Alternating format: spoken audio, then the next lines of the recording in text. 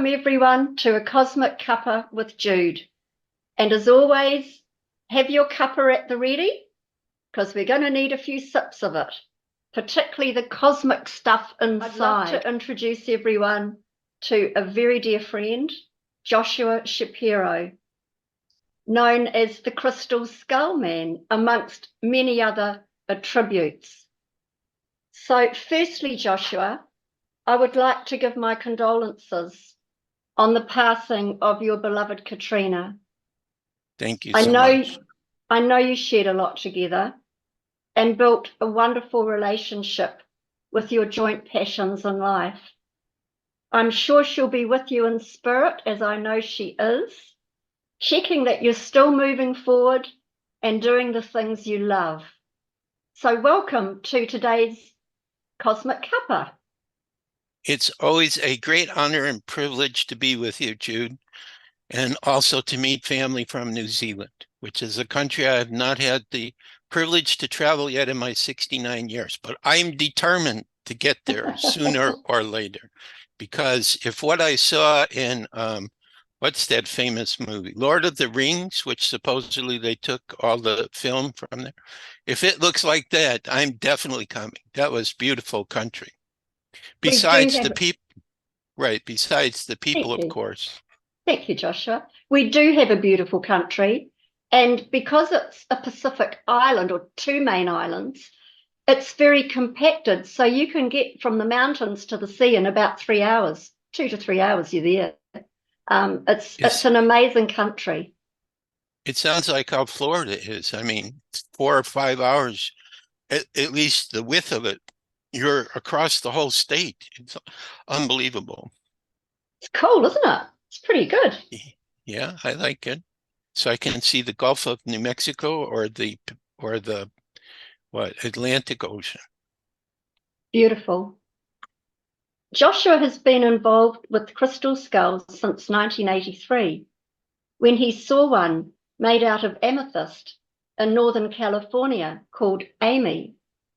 He felt such a strong connection with this artifact that since that time, he has devoted his life and resources to sharing the best information about the things that come through with these crystalline artifacts with other people all over the world, and the future role they will play to help our planet see world peace. And I actually believe they are really revving up now, big time. He has had the opportunity to privately visit with a number of the well-known crystal skulls in the world, including the Michael Hedges Crystal Skull of Love, E.T., the British Museum Crystal Skull, Synergy, Amy, and others. I do know that 2 crystal skulls that I know about, the Mitchell Hedges Crystal Skull and the Skull of Compassion, which I think is in Mount Shasta, are 2 of the very ancient skulls that are publicly known about. Since Katrina had entered his life in the early spring of 2009, they had been working closely together and are known as the Crystal Skull Explorers, as well as having about 30 crystal skulls that they are guardians of. How cool is that? The Explorers, keeps you busy. I can imagine. The Explorers offer various crystal skull presentations, lectures and workshops to the public, as well as a unique type of private consultation with their personal skulls that combines, or did combine, their individual spiritual and creative talents, which Joshua continues to do.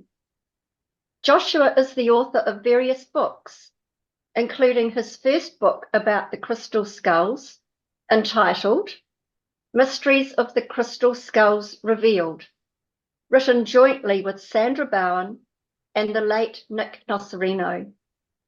This book was published in 1989, and there is also a Portuguese edition issued in Brazil in 1993. He has released various versions of his new book, Journeys of the Crystal Skull Explorers since 2004 and has an ebook and printed edition in 3 foreign languages in Europe. Then in 2011, Joshua and his life partner, released the first book in a new series called Journeys of the Crystal Skull Explorers, the Travelogue series, with Travelogue 1, Mexico 2009, and then in late 2012 and early 2013, Travelogue 2, Search for the Blue Skull in Peru. Joshua has done numerous public talks and many online and radio interviews over the years, sharing and speaking about crystal skulls. We know he does a lot more as well. He has recently participated in various TV shows and documentaries that delve into many subjects.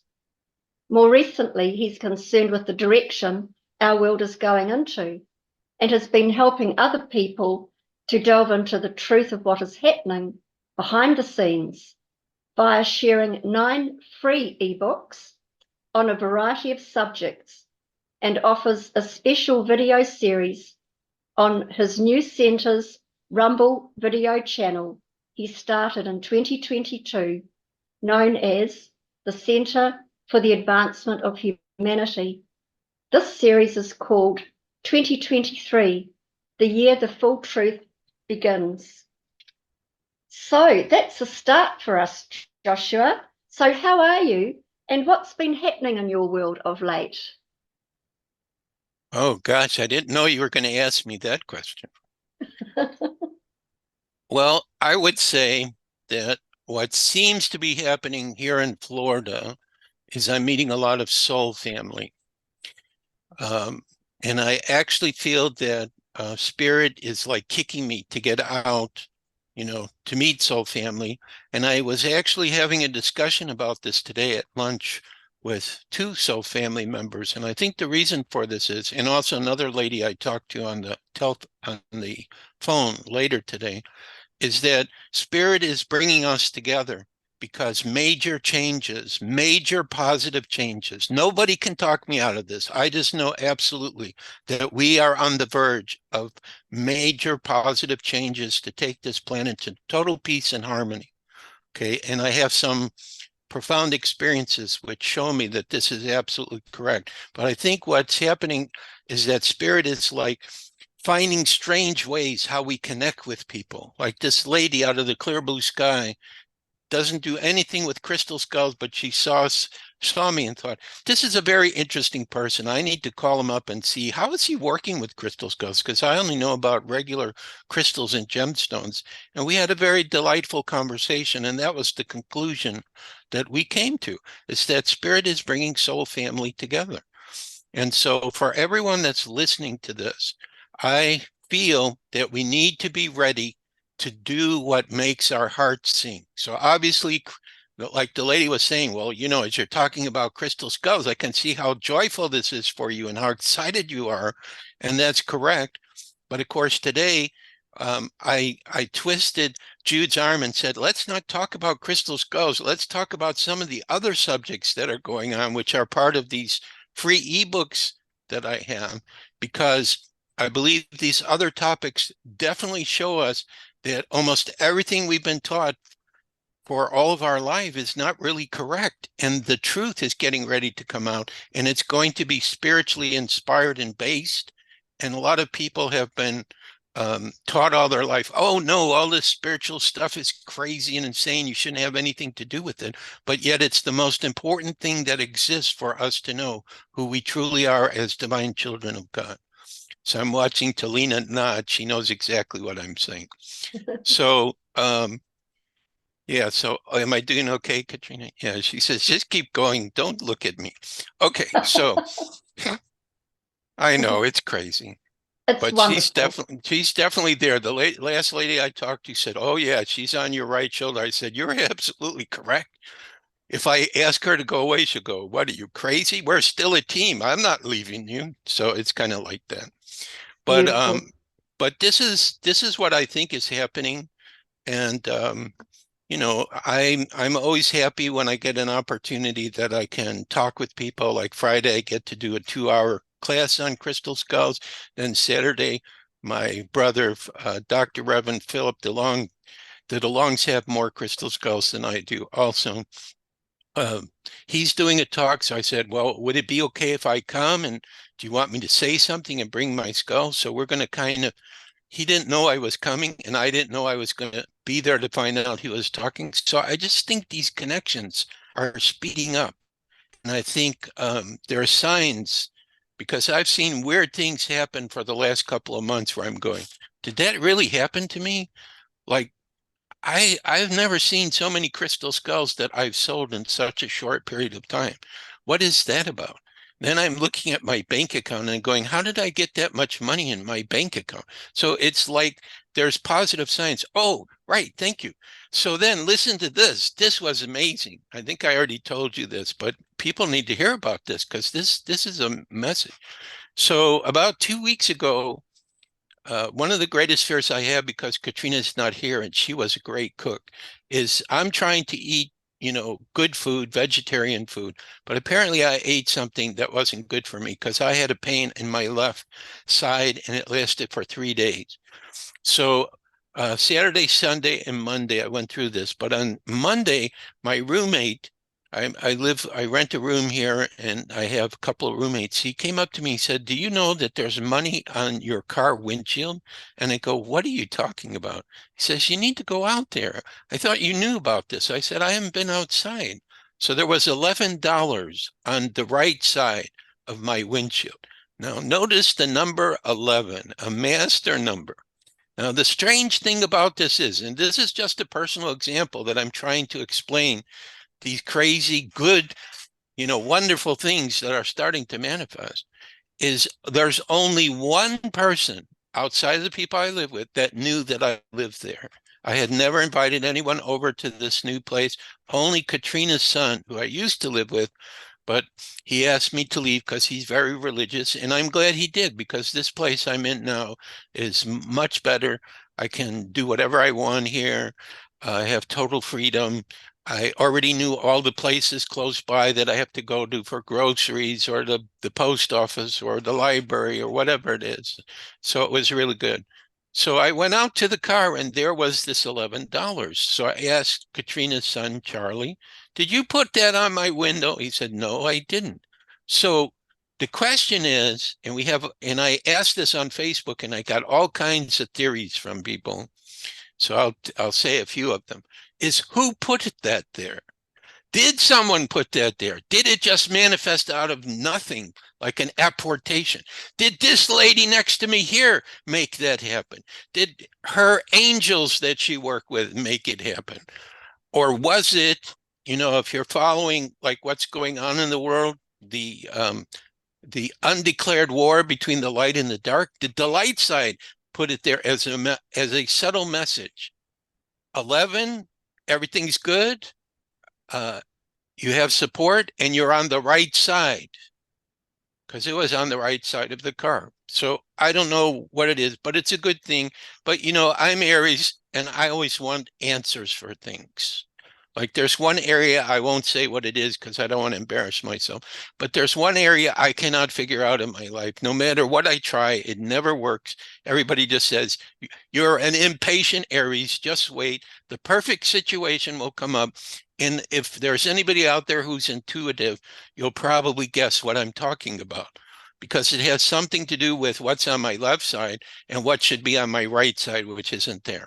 Okay, that's all I'm going to say about that. So anyway, I think this $11, I don't know what to call it, gift, I guess, from the universe, was a sign, personal, because I've been asking, you know, we read everything on Telegram. What's happening in our world? Oh, we have med beds. We won't need hospitals anymore. We have a new money system coming out. We have the BRICS system, which is all these countries that are no longer using dollars. They're using their own currency. So there are signs, but we don't have that definitive sign yet. So I just know it's going to happen. But I'm like everyone else. When is it going to happen? Will it be tomorrow? Could be tomorrow. It could be before we finish this interview that something breaks. It's God's will. Well, there's another thought I have on this. You're just letting me ramble, so I'm going to keep rambling. Another thought I have on this, because I think about all the information that I look at, like every day I go on Telegram and I'm looking for keys because I'm listening inwardly while I'm reading outwardly. This is how you have to confirm what is being presented to you, because you'll get it. So anyway, I was talking to you about this too, this Colonel Woodard, remember? So I want to mention what I heard happen around him. So Colonel Billy Woodard is an individual I met at a UFO conference with Katrina when we lived in Washington State, which is not Washington, D.C. It's completely different. It's on the West Coast and Washington, D.C. is on the East. As a matter of fact, Washington, D.C. really is not even part of the United States, as I understand it. So we met Colonel Lindard, and he tells people, I was born in the inter-Earth with the people that live there, which are very advanced people. Some people think they're either galactic beings or they're, what's the other thing? Lemurian, Atlantean descendants, Lemuria, Atlantis. So he said that what happened is he was selected to be regressed to a baby, brought to the surface of the earth, and then he was eventually adopted by a military person. He eventually went to work at Area 51, and our military knows about the inner earth people. They have communication, and they needed to talk to them. And they said, we will only speak to Colonel Billy Woodard because he was from there. He's one of them, even though he was, regressed to baby and then start living on the earth's surface. So this is what he said.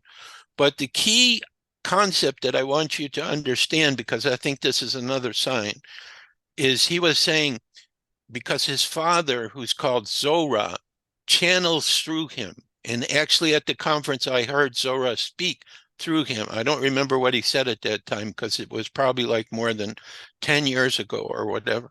But in this particular session that I heard on Telegram, he said that, our ships are cloaked and we're in the sky above you.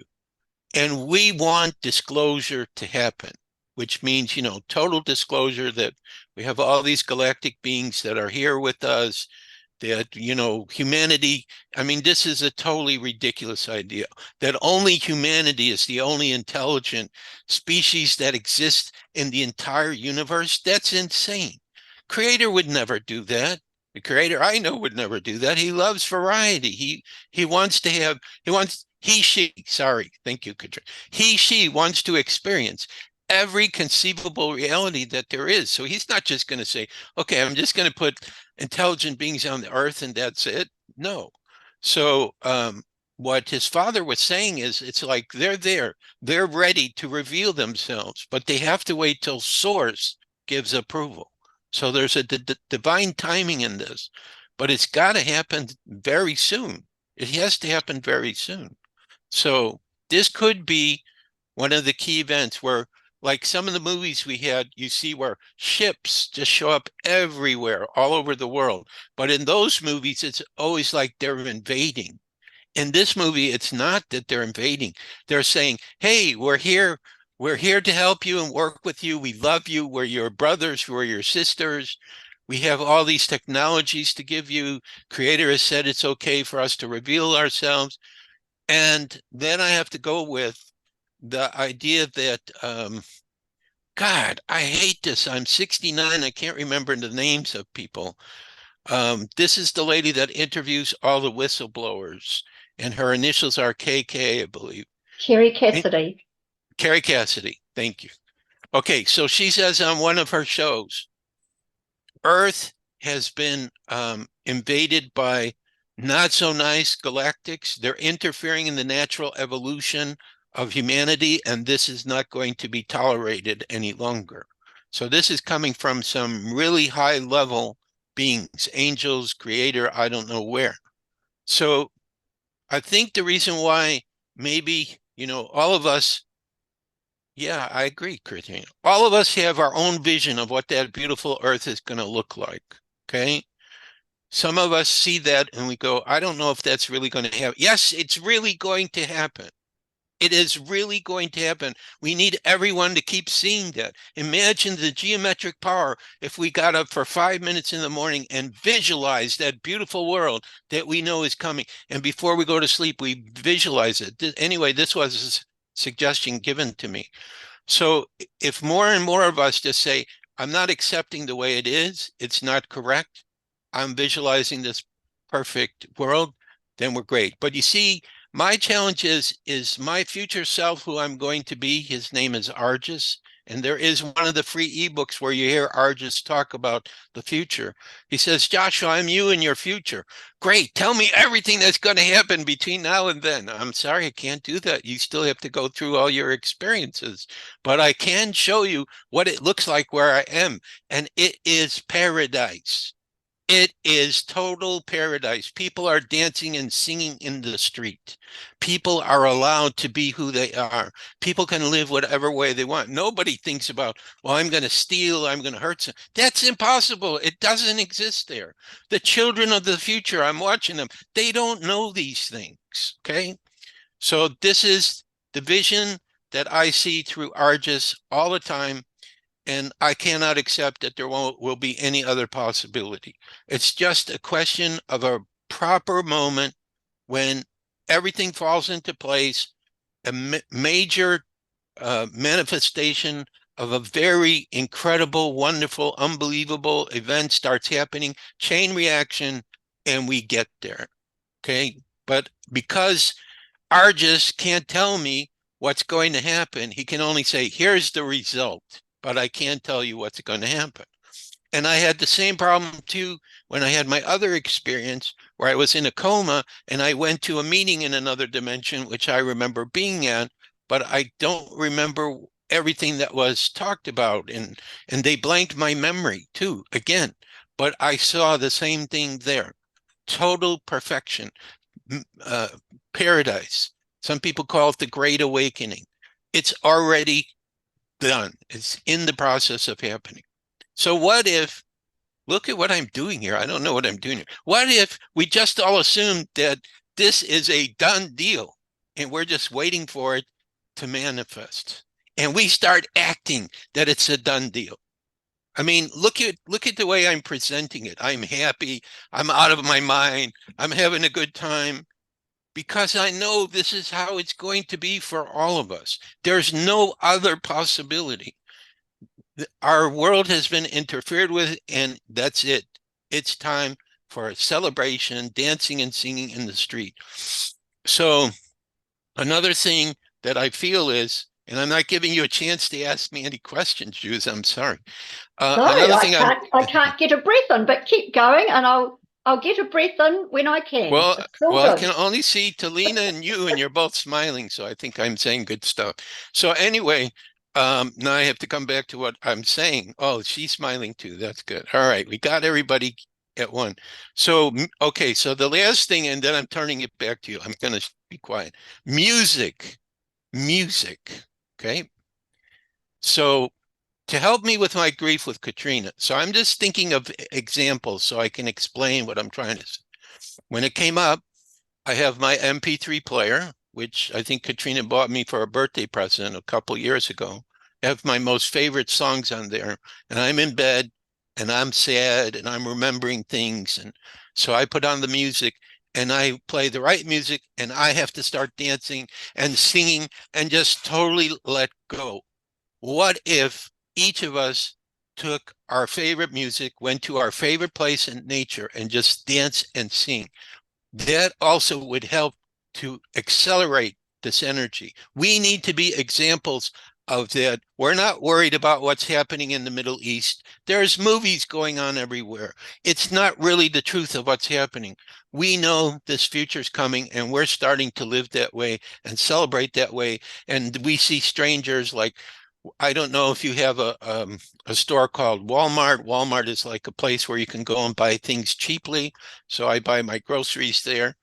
But, you know, sometimes I meet people and I do weird stuff with them so they'll be happy, whether it's a cash register person or somebody in line or whatever. I get inspired. It's that child inside that starts coming out. So I'm just offering these things because you said, what's going on with me? This is what's happening to me. And I don't know, I don't want to stop it. I don't know how to stop it, but I feel like I'm already starting to live how we're going to live, because I don't have any pressures right now. A lot of people have pressures because the world's going crazy. They don't have enough money or whatever. I just feel very blessed. Maybe that's what the $11 was, is you're blessed. You don't need to worry about anything. We like what you're doing. Keep doing it. Keep doing it. So, I just do that. So the only thing I ask Spirit for right now, because I'm still trying to meet Soul Family, is I just invite Soul Family to come together for a meal. And then the conversations we have are unbelievable. Like what we were talking about today is some of the stuff you're supposed to be asking me about. So now I'll be quiet so you can ask me. So I apologize, but I had a really good conversation with two Soul Family members, pre-birthday uh, lunch, and I just feel good right now. So I'm just expressing it. So I never do interviews the normal way. So please forgive me. No forgiveness needed, Joshua. It's lovely to see you sparkling, and Okay, good. and lovely to hear what you have to say. And God bless you for Okay. all that you do and all that you are.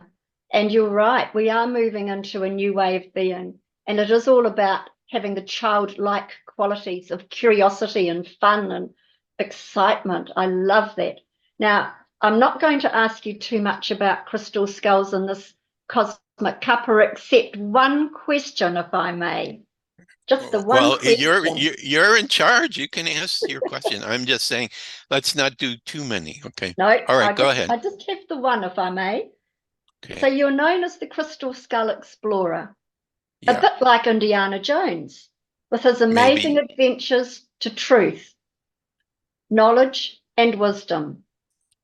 I first heard about the crystal skulls in my 20s through a Tibetan Lama, and then read your collaborative book, Mysteries of the Crystal Skulls Revealed, before having my own experiences with them, which I won't go into here. Would you care to talk about the prophecy of the blue crystal skull and the Atlanta crystal ball that you were telling me about, please? Okay. So since probably most people here have not heard of the book Search for the Blue Skull in Peru, and some of you may know about the Atlantean crystal ball, which is what she's asking me about too. So I'll just define those things and then I'll go into my understanding of it. So first I want to go with the Atlantean crystal ball because most people have heard of that. So I don't know when it was, if it was in the 60s or early 70s. Dr. Brown was part of Jacques Cousteau's expeditions exploring under the water. And I guess he was near Bimini or that part of the world where a lot of people think there are still structures of Atlantis that are very far under the water. So there was a big storm, and they know that when there's a big storm, it's going to reveal what's on the bottom of the ocean. And so Dr. Brown went down and he saw an Atlantean temple. And so he found a door to go in, and eventually he finds a room.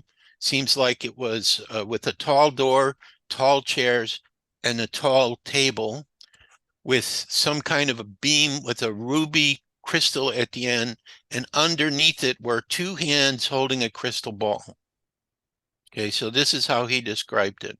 So then what happened is he went towards the ball and a voice spoke to him and said, take the ball and leave and never come back again.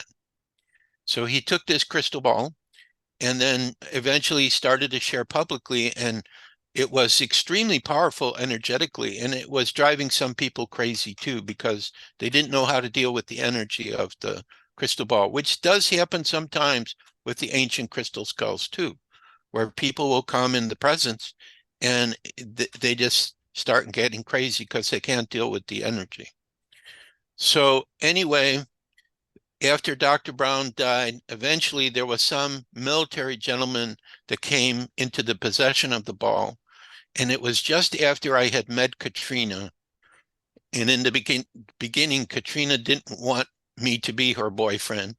But then something happened where Spirit showed her, yes, this is your life partner. So this was after we went through that initial challenge. Because, you know, she had difficulties. For you ladies, you probably have had some difficulties with certain men.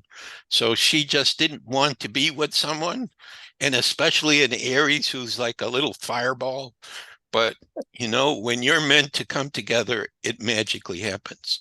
So this was a really wonderful trip that we got to take right after we started our relationship, where we went to the Florida Keys, and I forget the name of the last island. You know, it's a series of islands, which is unbelievable that they're not all underwater, because the water just comes like right up to them and they're still there as little tiny islands. There was a spiritual center there, and this gentleman brought the Atlantean crystal ball, and people could come, and some people had sessions. And we came late, so we only got to do a meditation, a group meditation that he organized. But he also knew that Katrina and I came with our crystal skulls, and he said, you need to put those away. Their energy is different than the ball. I don't want there to be a conflict. So we put them away, except, of course, I will admit freely, because I'm a scoundrel and an Aries, I took one of the little skulls and I put it in my pocket while I was, you know, close to the ball. So again, everything is in divine perfection. So for whatever reason, I did that. I did it in a way so it didn't cause any trouble. Okay. So I'm not a troublemaker. I'm a peacemaker. So anyway, so we do a meditation and he's walking around the circle, holding the ball, giving each person an energy. So after we finish the meditation, you know, everybody breaks away. And then he comes up to me a short time afterwards. And he said, hold out your hands like this. So I did, and he put the ball in my right hand. And I'm going, why would he do that? I don't know this man. He doesn't like me because I brought my crystal skulls. And here he is putting the ball in my hand. What is this about? So anyway, then I did a meditation, and I heard from Katrina that there were a whole bunch of people behind me, kind of like, you know, doing energy while I was meditating. And I do recall I had a vision, which was I saw myself with a woman that seemed to be tall and a child standing next to me. And I thought that this was a vision of maybe Katrina and I might eventually have a child. Of course, we were fairly old at this point, even when we met at the beginning, so I wasn't sure. But after she passed, the voice that talks to me said, no, this is a future thing. I said, well, how am I supposed to have this child? I'm 69. I can't have children anymore. It's called med beds, and they regress you in age. So I already know I'm going to be doing that, because I already feel three spirits around me that are saying, Dad, we're going to come in and we like you. We want you to be our dad. We know that you're unhappy that you didn't get to be a father. Although I am a step grandpa for Katrina's little granddaughter, Seth Ann, who is the daughter of her daughter, Shalana. So on my birthday, Shalana sends me a message and said, you're the best stepdaddy and papa anybody could have. We love you. So I thought that was pretty neat. So I'm getting a little experience through Sathan, who also is Aries, so she could drive you crazy too, trying to keep her happy, because all the time when I'm talking to her mom, I keep hearing Sathan in the background, you know, making noise. So I guess at 3 years old, which she just turned, this is part of the process of growing up. So So, getting back to the crystal ball, Joshua, right. So, what did you feel when you were meditating? okay. So what was beautiful about this experience, as Jude brings me back to what she was asking on this part of her question, is that I got to experience, because my first gift is I can feel energy. Like I have the ability, even with the videos of each of you, if I wanted to, I could link in with you, not in an evasive way, just feel what it's like to be you, and I would know who you are in essence. So this is my first gift. So what I felt with this ball is it was programmed. So what I mean by that is there were very powerful beings who put some kind of program in there which responds to human energy. So like when each person would touch the ball, their vibrational frequency would activate the ball and there would be some kind of interaction, energy exchange or whatever. But it wasn't a living intelligence. When I work with the crystal skulls as the counter example, I always feel like a living intelligence, like Portal de Luz, which is my um, I don't know how to say it. He's the main skull I work with, let's say, but I'm trying to work with all of them to honor Katrina because she, I figured, well, she'll honor the other ones that I don't, so I don't have to worry about it. But I'm by myself now, so I have to honor them all. But anyway, Portal de Luz I have a special relationship with, and when I work with him, there's a living consciousness I deal with. We have conversations. It's like I'm talking to a person. So it's very interesting. So anyway, the ball energetically stayed in my hand. It still is in my hand right now. All I have to do is think about it and it's there. So I'm asking the ball to come without my hand shaking. That's what happens when you get older. So maybe part of that energy will pass to your viewers. Okay. Also, the blue skull sits on this hand too. I don't know why it has to be the right hand because I'm left-handed, but it's the right hand. So I just accept that. So that was my experience with the ball. Now, the blue skull is a completely different subject. This came about when I was with my my second wife, who was Brazilian. She led a tour to Peru where there was one American and like 40 or 50 Brazilians. So my Spanish wasn't that good and my Portuguese wasn't that good. So I needed some help with people who spoke English. But that was the beginning of my relationship with her. And there was this archaeologist that was going to join us when we went from Lima to Cusco and then to Machu Picchu, because that's what you do. You fly into Cusco and then you take a train to Machu Picchu. So he was going to be our guide for that part of our trip. So we were having our breakfast before we were going to catch our plane. And I had met this person before, earlier time I had been to Peru. So he knew me. So all of a sudden he just comes up to me, and he points at me and says in Spanish, so I had to wait for the translation, Joshua knows where there's a crystal skull in Peru. So I go, I do? What is he talking about? And then all of a sudden I start feeling myself like magnetically being pulled to the northern part of Peru, which is not usually the area people go when you do tours. Usually go to the central part and the southern part. But there were pre-Inca cultures that existed and lived in the northern part of Peru. And also there's some connection with Atlantis too in the northern part of Peru. So, so anyway, I talked to my guide and say, I'm being pulled there. And so what happened is not on this trip, but on the next time I went to Peru, the locations where there were like ancient cultures in Peru where maybe a crystal skull could have been, we set up a personal tour and we start going like from Lima, we went here, we went there, we went there, etc. So to make a long story short, it's on that first trip where we're following the leads that have been given to us that eventually we meet an archaeologist where the Lord of Sipan was buried, who is a king of one of these pre-Inca cultures. I can't remember.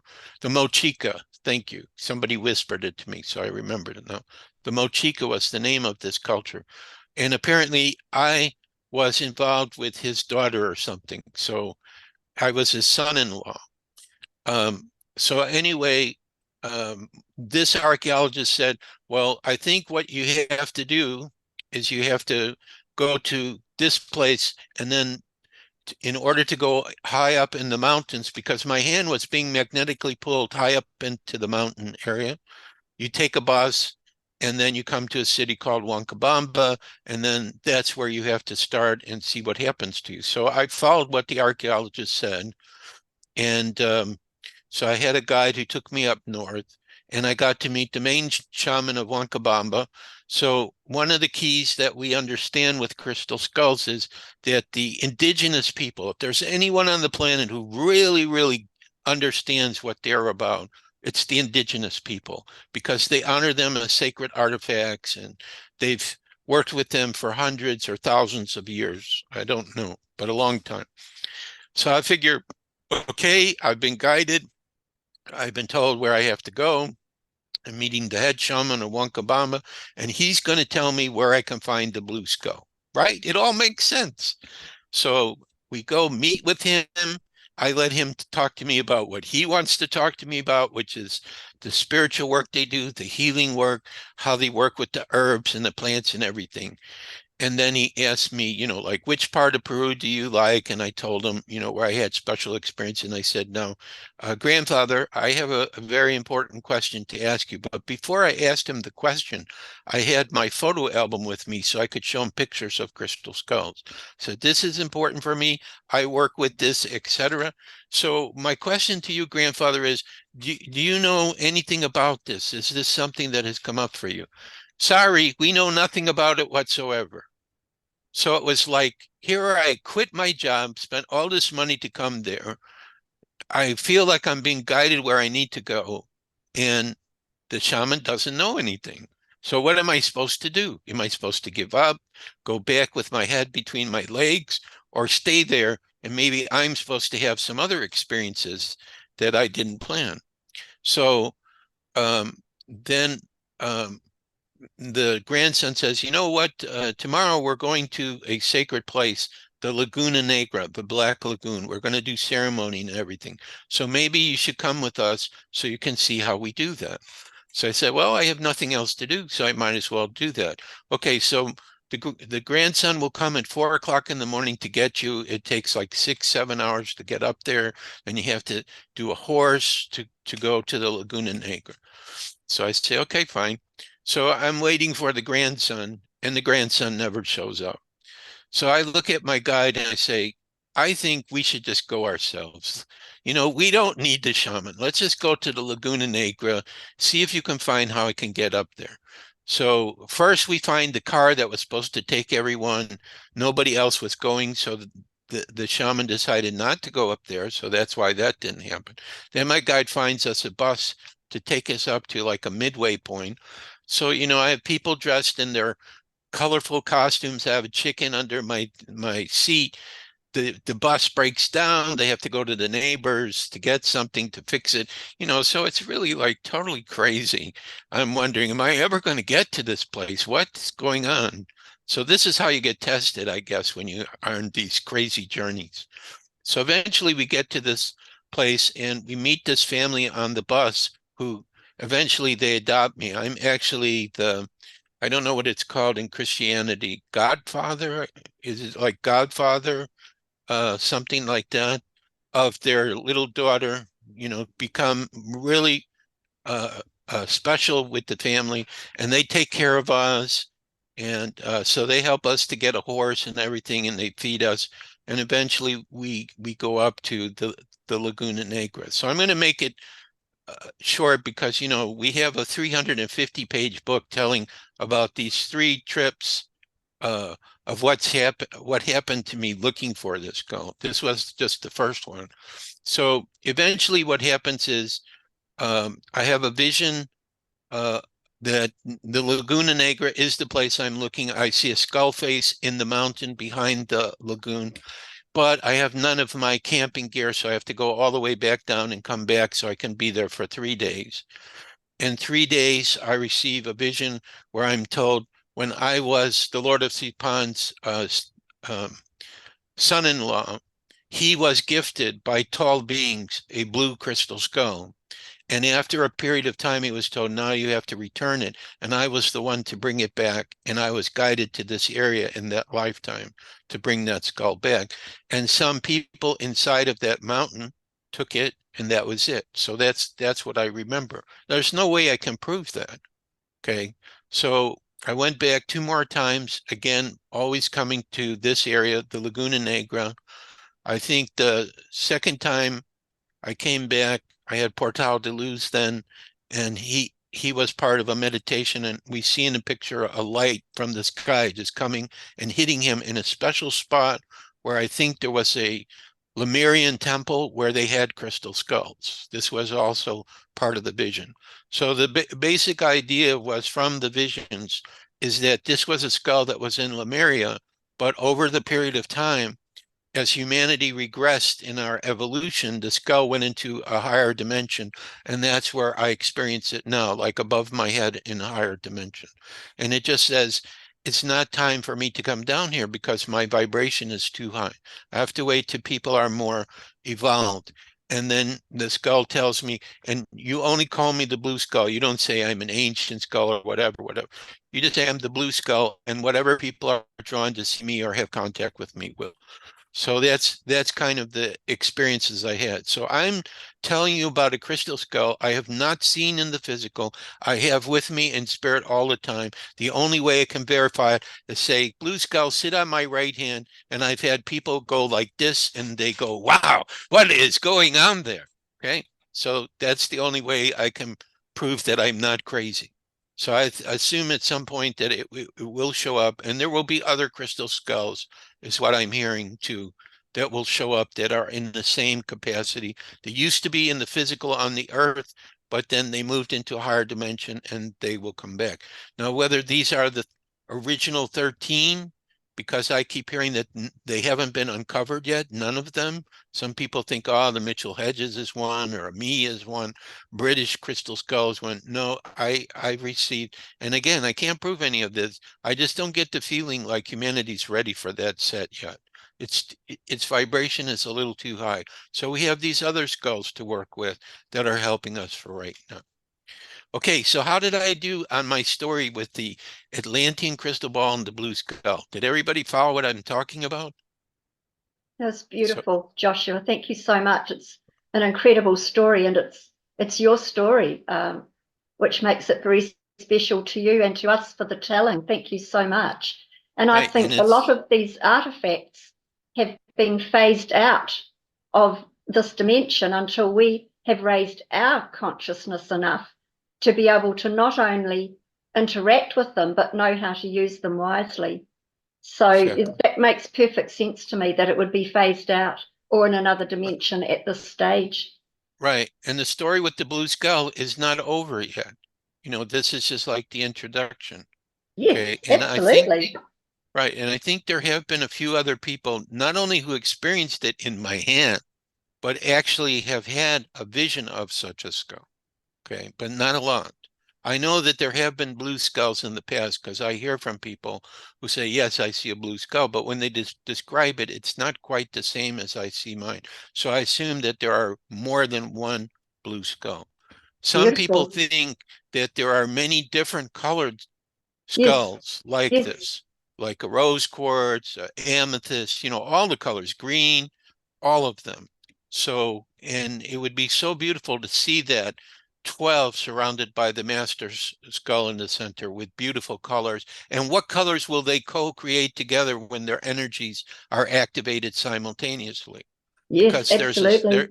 there's a story I have called Crystal Skull Chronicles where it talks about these 13 skulls coming together, and this amazing energy comes out of that circle. It totally covers the earth, and total peace happens immediately because of that high frequency of energy that gets released by this event.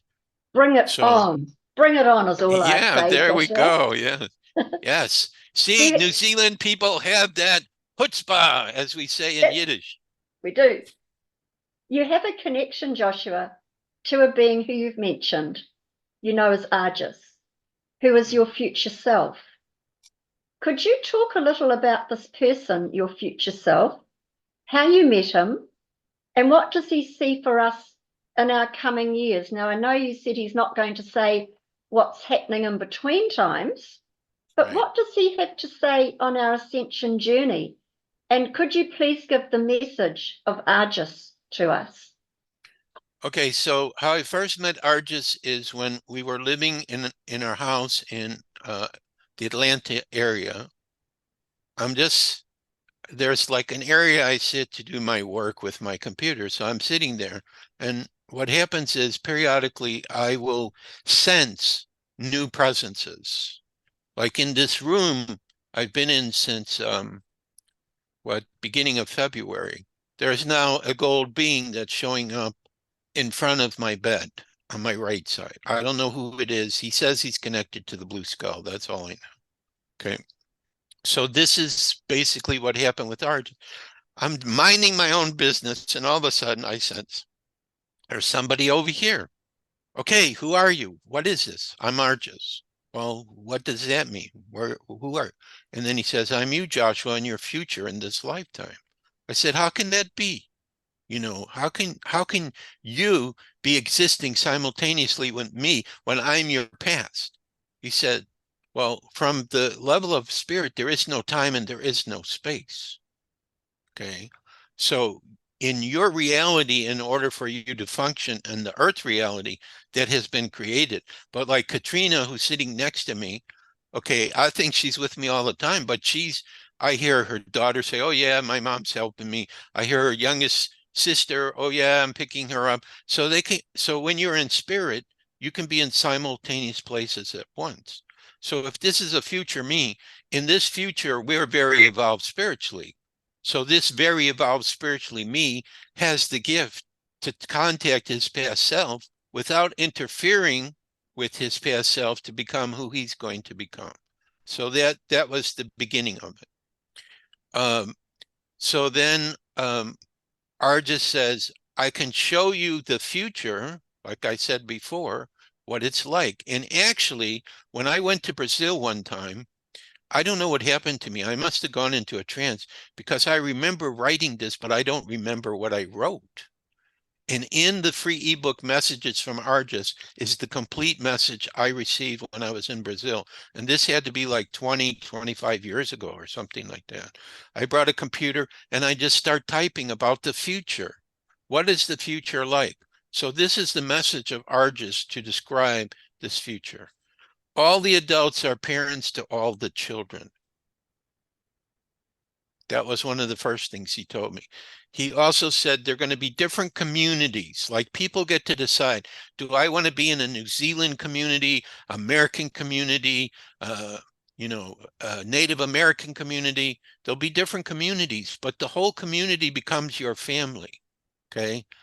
So like all the children then are totally surrounded by love. Okay. In the communities.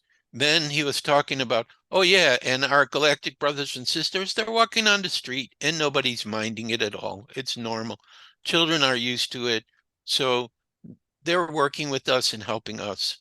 And we are members of a galactic confederation. We used to be, but we're again. So he talks about that. So I think that we're in a higher vibrational frequency in his time, so there's more colors that exist that we don't have now, which some people have described who have gone out of body. Um, it's just totally beautiful. So Argus also shows up in Crystal Skull Chronicles. He is the storyteller from the future who's teaching the children about the past. So that book has not been really released. I'm waiting for the Center for the Advancement of Humanity, to have these other people who are experts at editing and helping me to do the story, to tell the story. But Argus shows up in that story, which also is in a movie. And in the movie version, Argus shows up too. He shows up.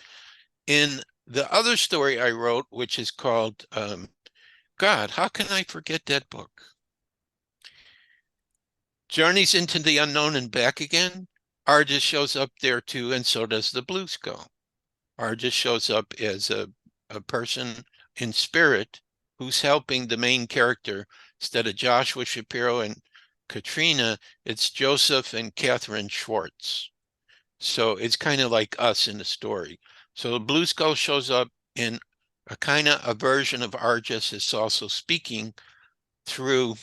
This is amazing. I got to tell you this. I thought this was really cool how this came.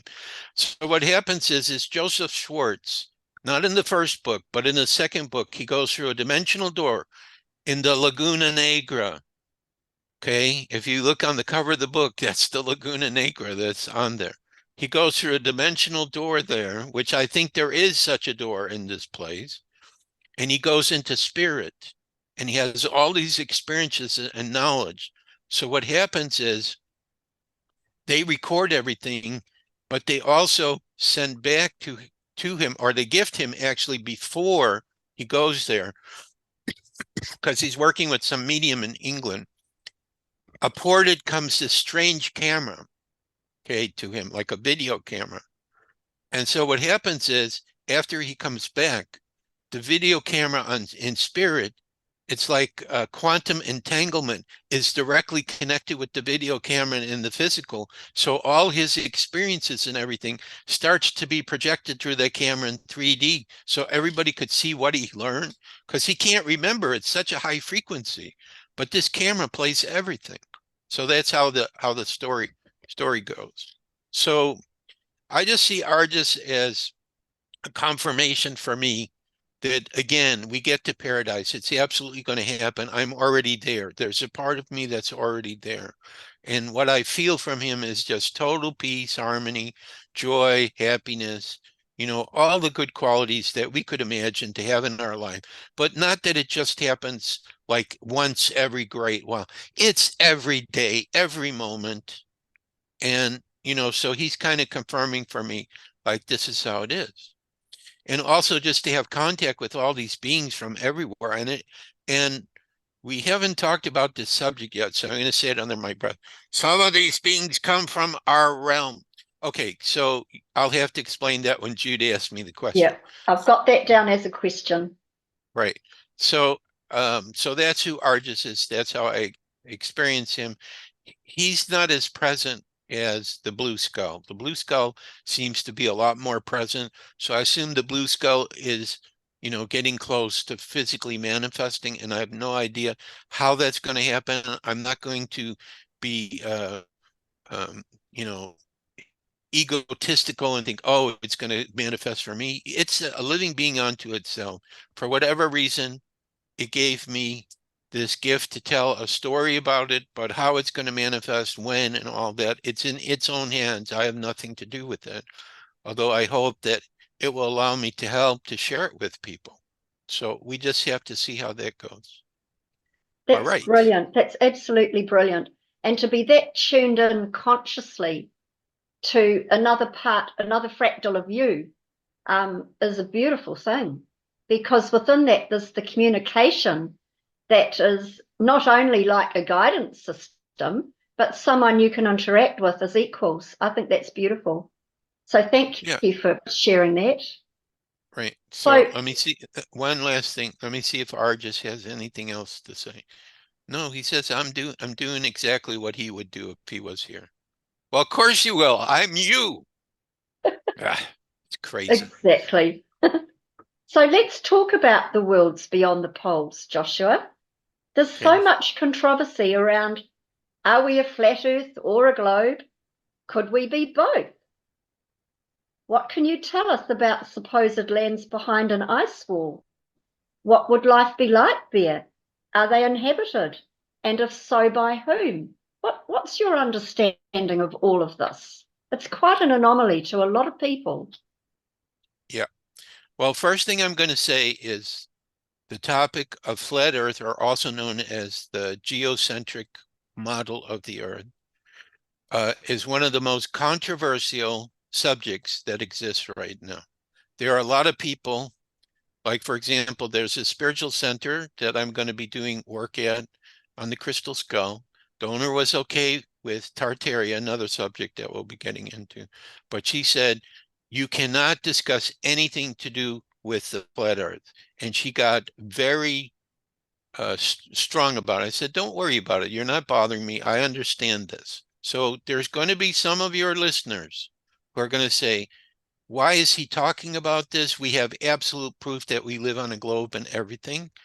And so for those people, all I'm going to say is that I believe what you believed until I started to do my own research. And I'm a very logical person. I'm into math. And I also listen to what other people say, including airline pilots who are flying over the earth, and people ask them, is it flat? And they said, absolutely.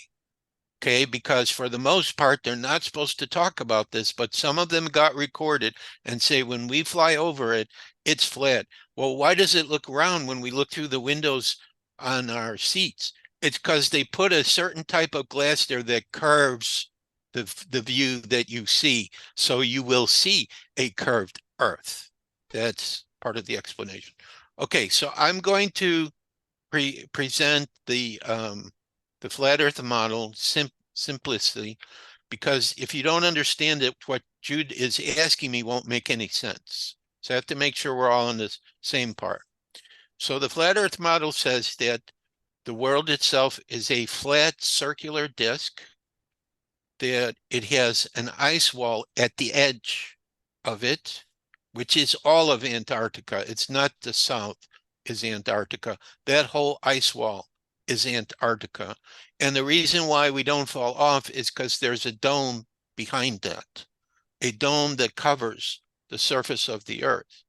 So now, if we have this dome, then what about the sun and the moon? How can we see it through the dome if it's 300,000 miles away or 95 million? It's because the sun and the moon are tiny and they're underneath the dome. They're only 32 miles across and about 50 miles up in the sky, and they're just rotating around the Earth. But I'm not sure how the moon is doing this. I know the sun has a track. It goes like on a groove of a record. So when it goes outwardly and gets closer to the southern portions of our world, then you have summer and the northern portions have winter. And then it kind of circles inside. So then the northern part has its summer and the southern part has its winter. This is what has been presented by people. Another thing that doesn't make any sense from the heliocentric model is that when we look in the sky, like astrologically, we have these groups of stars that circle above us, and after every year, they start over again. Well, according to the heliocentric model, the Earth and the whole solar system is moving through the cosmos. So how could we have the same stars circling all the time? It doesn't make sense. Are we saying that all those stars are moving at the same rate we are? That doesn't make sense. Everything is going to move at its own rate if that exists. So it has to be, those lights have to be underneath the dome too, and they're moving in this circular fashion with the North Pole star stationary right over the Earth, because it doesn't move. It stays the same. That's why people who had chips long ago would say, if we can find the North Star, then we can figure out what direction are we going based on that. Okay, so some of this stuff sounds really crazy for people who've never heard this before, but that's the basic concept. The Earth is flat, non-rotating, with the sun and the moon over us underneath the dome, the stars we see underneath the dome. The dome is above us, about 70 some miles above. Now, there's a video that I saw where this hobbyist had a rocket that they sent up into the sky with a camera on it. And what happened is the rocket, when it went up about 73 miles, it totally stopped. It totally stopped in the sky. Okay, so is this some evidence that there is this type of dome up there? Now, one of the proofs for me related to this, that I believed this, was the concept of, if we're on a globe with the equator 25,000 miles across, there's a mathematical formula that can be calculated to figure out in the horizon, the arc of the Earth is going to block what you can see at a distance. Okay, so that's how it would work. So the mathematical model works as following to calculate this arc.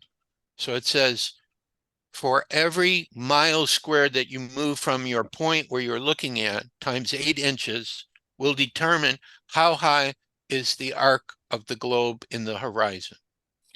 So let's say, for example, I live here and you also are by the ocean too. Say you go out by your ocean and there's a boat that's 10 miles away from the shore. You cannot see that boat with your physical eyes. The only way you can see it is if you have your mobile phone that has the zoom on, and if you zoom and you know where the boat is and you zoom on it, you can see it directly straight on. 10 miles for the curvature of the earth would be 10 squared, 100 times 8 inches. 800 inches divided by 12 would be over 60 feet high. It should be physically impossible for you to see that boat 10 miles away. The curvature of the earth should be blocking you, yet it doesn't. It doesn't matter if the boat is 20 miles away, 30 miles away, 40 miles away, maybe even 100 miles away. You're still going to see it straight on. So this experiment that was done in England with just 6 miles on a channel, this is what really got me to look at it. And there are so many other things that I could go into that are like little clues. So the only way that a person can know if this is correct is if they do their own research. Like some people were looking at the lights in the sky, like supposedly our planets, and they did not see these physical planets. They saw different colored lights with geometric patterns in them. And it didn't make any sense with these high-powered cameras. So this is the essence of it. Now, what Jude is asking me about is it possible outside of our dome that there's something else, that there could be other continents, other land masses? And so there was a book written in, I think it was like 1902 is when the book form was written. It was based on a journal that a man had who took a voyage by Antarctica, and somehow they got outside the dome. So there are some openings, okay? But of course, for Antarctica, it is illegal for you to go there. If you try to travel there, they will immediately arrest you. They don't want anyone to know what's happening. And that's not only hiding what's going on with extraterrestrial bases that they seem to be finding in those areas too. It's about the whole nature of what Antarctica is about. So apparently they found a way to get out, and they went to a place called the Iron Republic. I've never heard of the Iron Republic, but that was the name of either this island or continent. And they have a story about the people they met. They didn't say they were different from us. So it could be other human beings, but they're living outside of the dome. And there were other people from our world that were living there. And they had just different laws. They had a more advanced technology than we had at that point.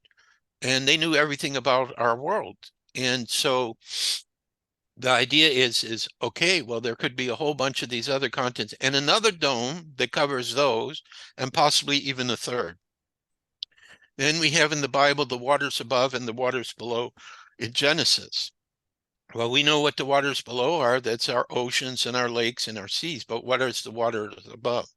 So there's two theories about it. Either it's some kind of condensed water that maybe is right underneath the dome, which also can be called the firmament. Some people say this dome is the firmament.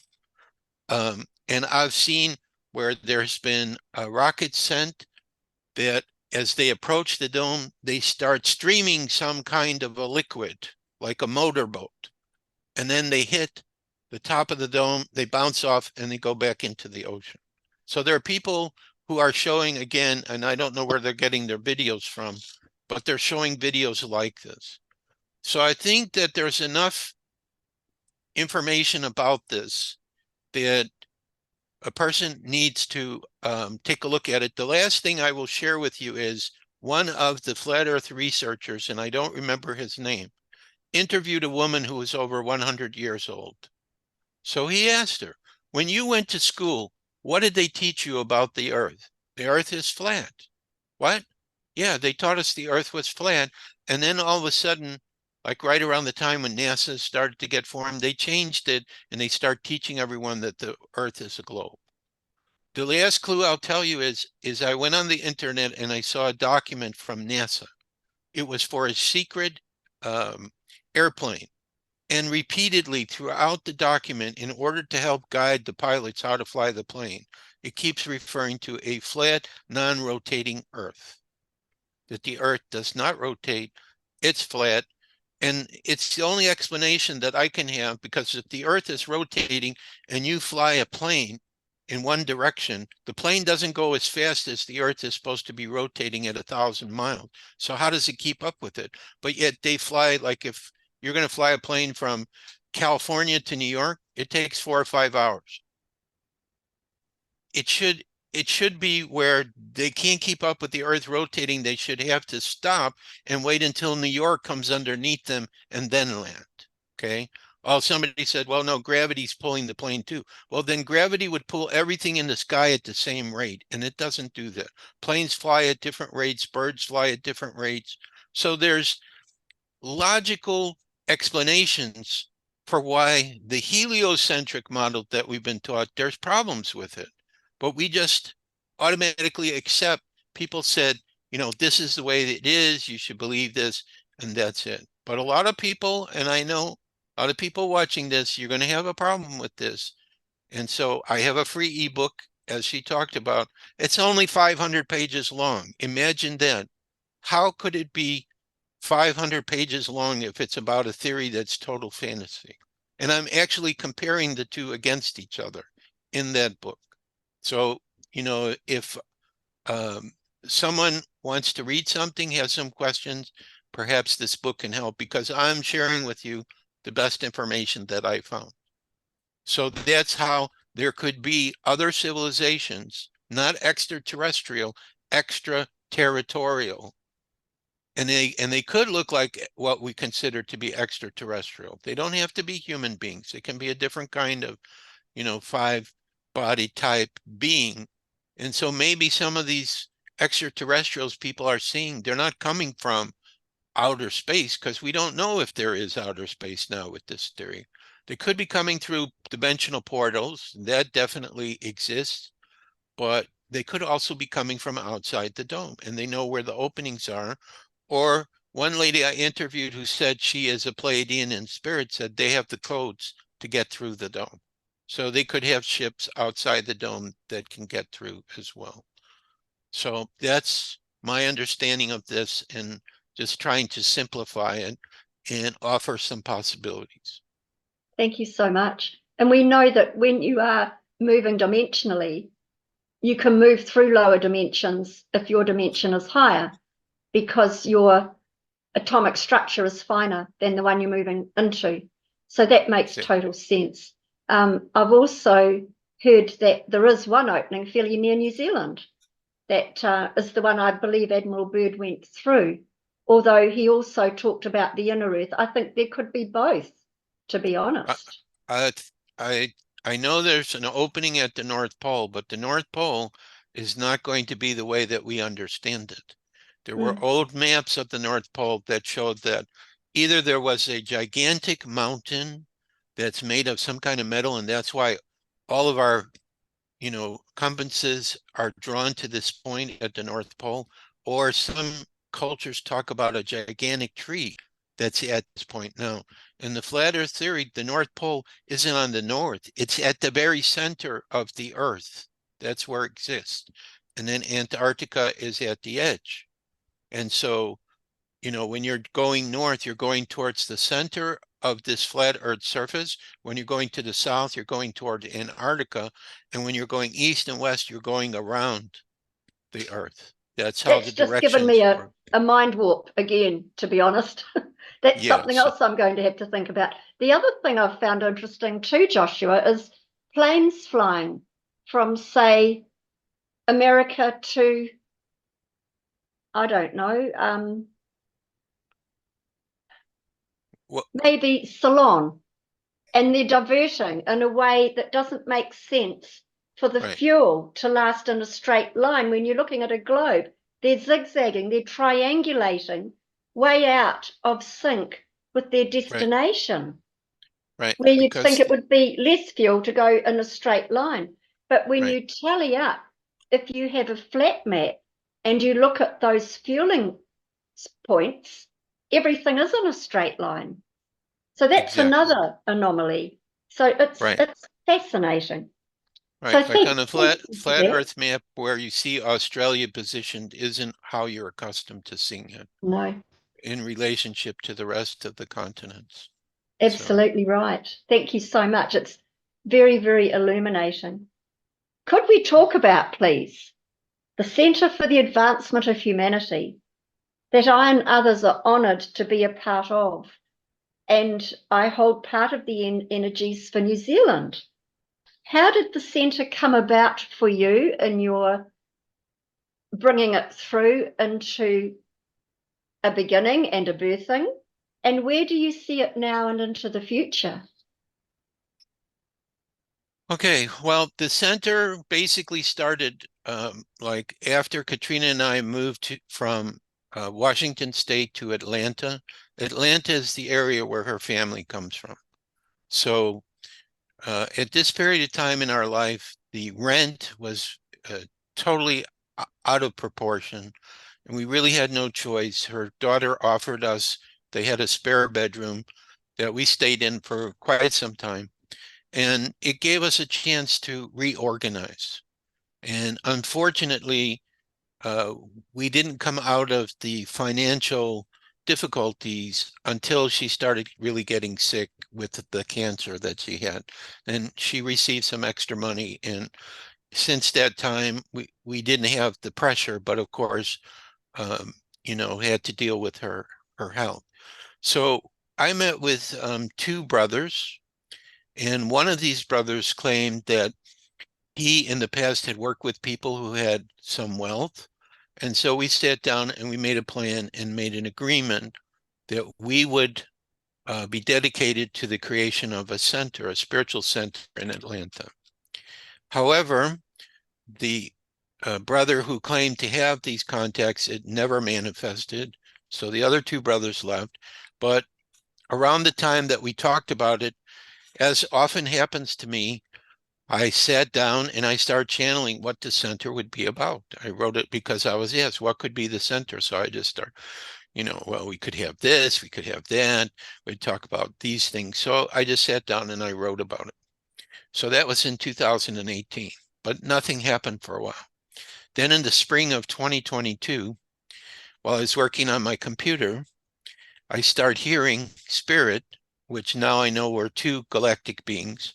On my left side was a Pleiadian, on my right was an Arcturian.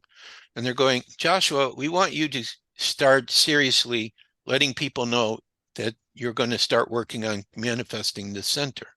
And I go, oh no, don't do that to me. There's been so many times where I as an Aries get so excited about a great project, but we don't have the resources. So nothing happens and everybody is upset with me. Why do you want to put me in this place again? I don't think so. And they said, no, trust us. This is really going to happen. And all we need for you to do is do two things. We need you to hold the energy in the Atlanta area for the center. And we need you to then talk to your soul family and see who will hold the energy for the center in other places. That's all they have to do. They don't need to know how the center is going to happen, when it's going to happen. They're just holding the energy for it. And in the meantime, while that's going on, you just make your presence known online. So I had a single web page about the center. I had an email. I created a Rumble video channel where I start interviewing people on the subjects that we would cover, like what we're talking about today. All of that's part of the center. And then I also made a channel on Telegram. So in other words, and also I would talk about it on my Facebook page too, although I don't have a group for the center on Facebook. So the idea is this is how things manifest. First, you see it as an idea. Then the next part is you start moving towards the manifestation of it. So by announcing to people that we're working on this center, more and more people start hearing about it. And then it's like, okay, like right now, people just accept the center exists, but they haven't yet started to build their physical locations yet. They're waiting. We're waiting for the new financial system, which is a whole other area. When all the money that's been stolen from us will start to be returned and humanitarian and spiritual projects will have funding so that we can create all these great things. And this is part of how the paradise is going to happen on the earth, because we're going to have all these wonderful groups and organizations that will get created by this. So, so I did all these things they said, and I forget, I think maybe 12 or 13 different countries. We have people that are kind of holding the energy for it. And I went ahead and made more videos and Telegram. And my vision of the center is that there'll be two areas that will make us different, because a lot of people are going to create spiritual centers. The crystal skull will be one, and the spirit of the Pleiadian and the Arcturian said to me, we are going to work directly with you. We're going to give you our most high spiritual wisdom and knowledge, and you're going to need to tone it down a little bit. And we're also going to, believe this or not, and I actually wrote a story about this when I was in Seattle, which I didn't finish, where I was talking about there comes a day where people celebrate Disclosure Day, because that's where our galactic brothers and sisters totally reveal themselves, and it's no longer disclosure. There will come a day where those galactic races, and I'm sure it'll be more than just these two, these are just the two that are helping me to hold the energy for right now that I'm aware of, that they will work with us directly, and we will do programs with them. So there will be our galactic brothers and sisters with those of us from the center, from, humans working together. So this is our two things, but we're going to cover, is the Earth a globe, or is it a flat Earth? What's the true history of our world? Spiritual information and truths that have been withheld for a long time. Different cultures. There will be new technology, so we will also be involved in helping to teach people how to use those technologies. So, people who want to publish, let's say, their music or their books that have no way to do it, if we feel that this is something that will benefit many people, we will immediately do everything to help them. All they have to do is create it. And then they have the total way for it to be published, to be distributed, to be promoted, for them to go out and talk to people about it. So I see us doing that too. So we're going to kind of be a jack of all trades to cover many different subjects of study and to promote good things. And there was a friend I have that's in the Virgin Islands who said she had a vision. Remember, I was talking about my step granddaughter, Sethan, early on. Had a vision of Sethan when she's older at one of the centers. And people are saying, who's this statue over there? Who's that person? Oh, that's my grandfather who started the center. And I asked Argis too, I said, where you are these centers still exist? He said, what are you, crazy? They're all over the world. So I have this knowingness, this is important, and I can never allow it to, even though I don't have any way to get it started, and I keep seeing the first center I'm going to start here in Florida, it'll have at least 10 floors to the building. I'm going to buy the whole building. It's going to have offices. It's going to have living space to do all the projects we have to do. And then after that's set up, I'll probably be traveling like to New Zealand and other places where we have people that are interested to help us and help build the centers there. So this is my vision of it. It's really to help humanity to prepare for paradise. All the information, proof, evidence, spiritual wisdom and knowledge that will help us to go there. This is what we'll cover. And it'll be based on the people who work for us. That will give us the areas we study and the talents and skills of the team of people that'll be working on the project. But the key concept for me is that whoever's working there, they have to answer only one question. What makes your heart sing? Do you know? If they don't know, then I can't hire them. If they know and we need it, they're hired immediately. But you don't want to know about all my no, you love to do this. Is that right? Oh, yes. If I could do that, I'd be so happy. So why wouldn't I hire you then? Wouldn't you do the most amazing job? Because it's what you love to do. So that's the end of it. There's nothing really to ask about. So then, of course, if you go into a center like this where everybody's dancing and singing, and I think I'm going to make that a tradition. The day starts where we all dance and sing together first. I'm not sure how we'll do that yet, but we'll come up with something. And then we do our work. And then at the end of the day, we dance and sing and end it. I just see a lot of people coming into the center and going, this place is unbelievable. This is better than Disney World or Disneyland or whatever it's out there. It's so amazing. People are so happy and lovely and everything. So, um, this is the vision that I have for it. Now I do have a document that I originally wrote and I changed it. So eventually you're going to give up my email address before we leave here. So if anybody would like to read that document and possibly see, oh, maybe I would like to join the New Zealand team or wherever you are watching this or have questions, I'm happy to send, the document as well as the 9 free ebooks too, any of those. With the 9 free ebooks though, I have a direct link for each one. So you don't have to wait for me to send it. I just send you the list and you go, crystal skulls. Yeah, I should get that one. Oh, Tartaria, I want that one. Oh, there's one on UFOs. I want that one. So you just go grab them. And then you just have to have the time to read them. So I believe that the information in those free ebooks will help people to prepare for this wonderful new future that's coming. And it'll show you like what's happening behind the scenes. Why are we moving in this direction? So that's Beautiful. that's That's my beautiful, vision of Joshua. the center. And so, but it's something that cannot be done by one person, obviously. So it's going to require a team of people.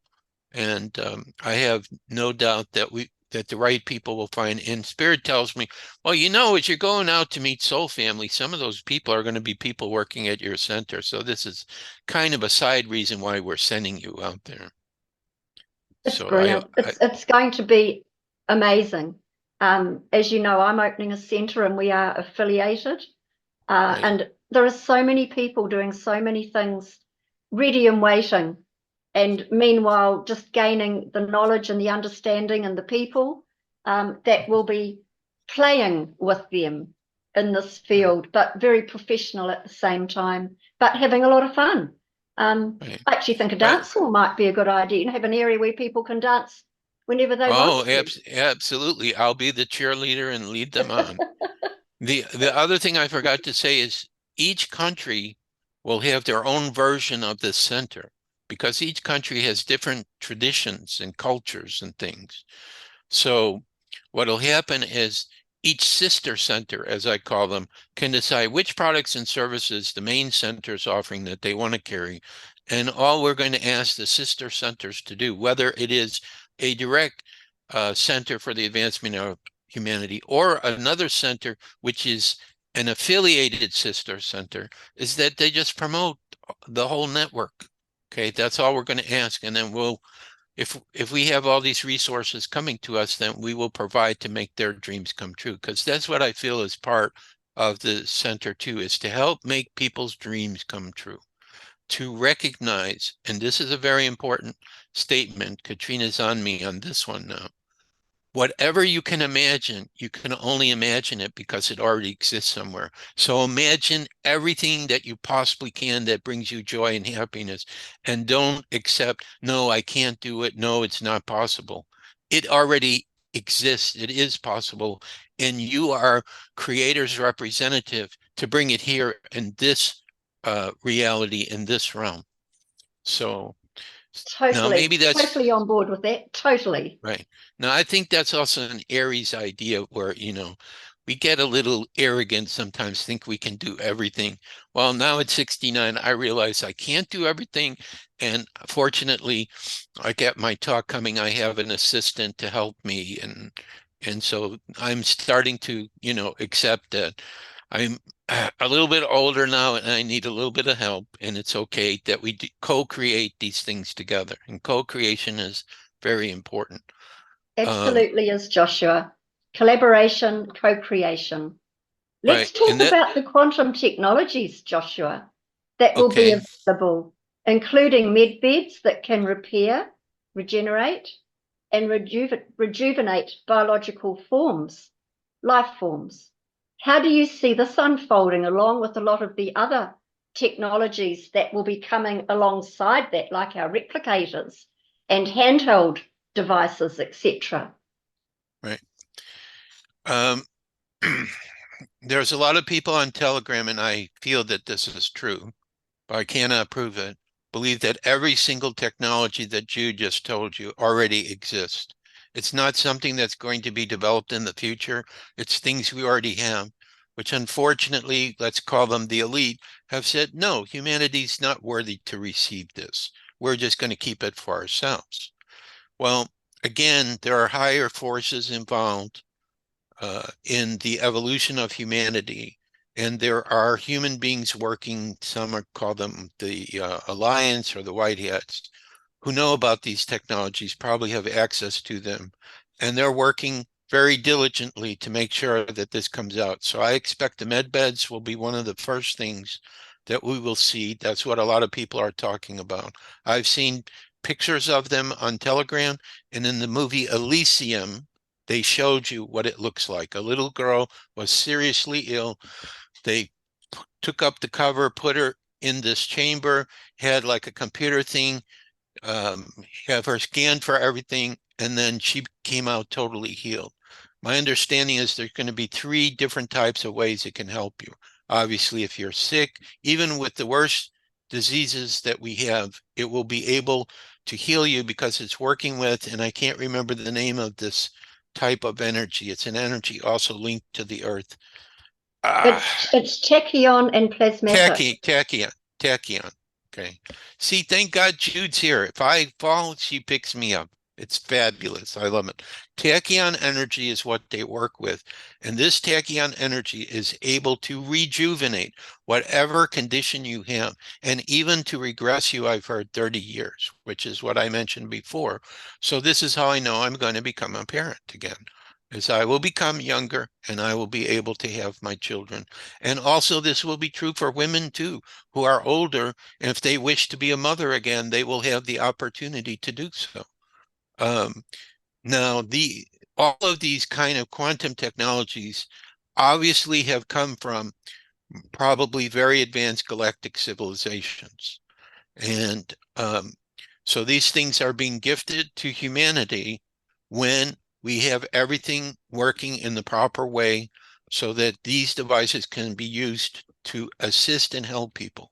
That's probably another reason why they're being held back, because we're not at that stage yet. We still have a lot of people fighting and being programmed, to like between the Israelis and Arabs, it's going kind of crazy there. And what's happening in the United States too, when they're protesting, it's going crazy here too. But this is, I believe, was done intentionally to have people fighting with each other so that they can't see what these elites are doing behind the scenes. They're so preoccupied with all these crazy situations. So once humanity has peace, then these very advanced technologies can be introduced. Now, they also talk about a teleportation device. They talk about, like in Star Trek, oh, I'd like to have this food. We have these replicators. And what I read with the replicators is all you have to do is throw in like cans and different substances you're not using. They get atomized and re-atomized into what it is you want to create. Also, there'll be a new financial system with a new computer called the quantum financial system. Again, a gift from the galactics to us. This system is so sophisticated, when you log into it, it will immediately recognize you by your DNA, so no one else can get into your account.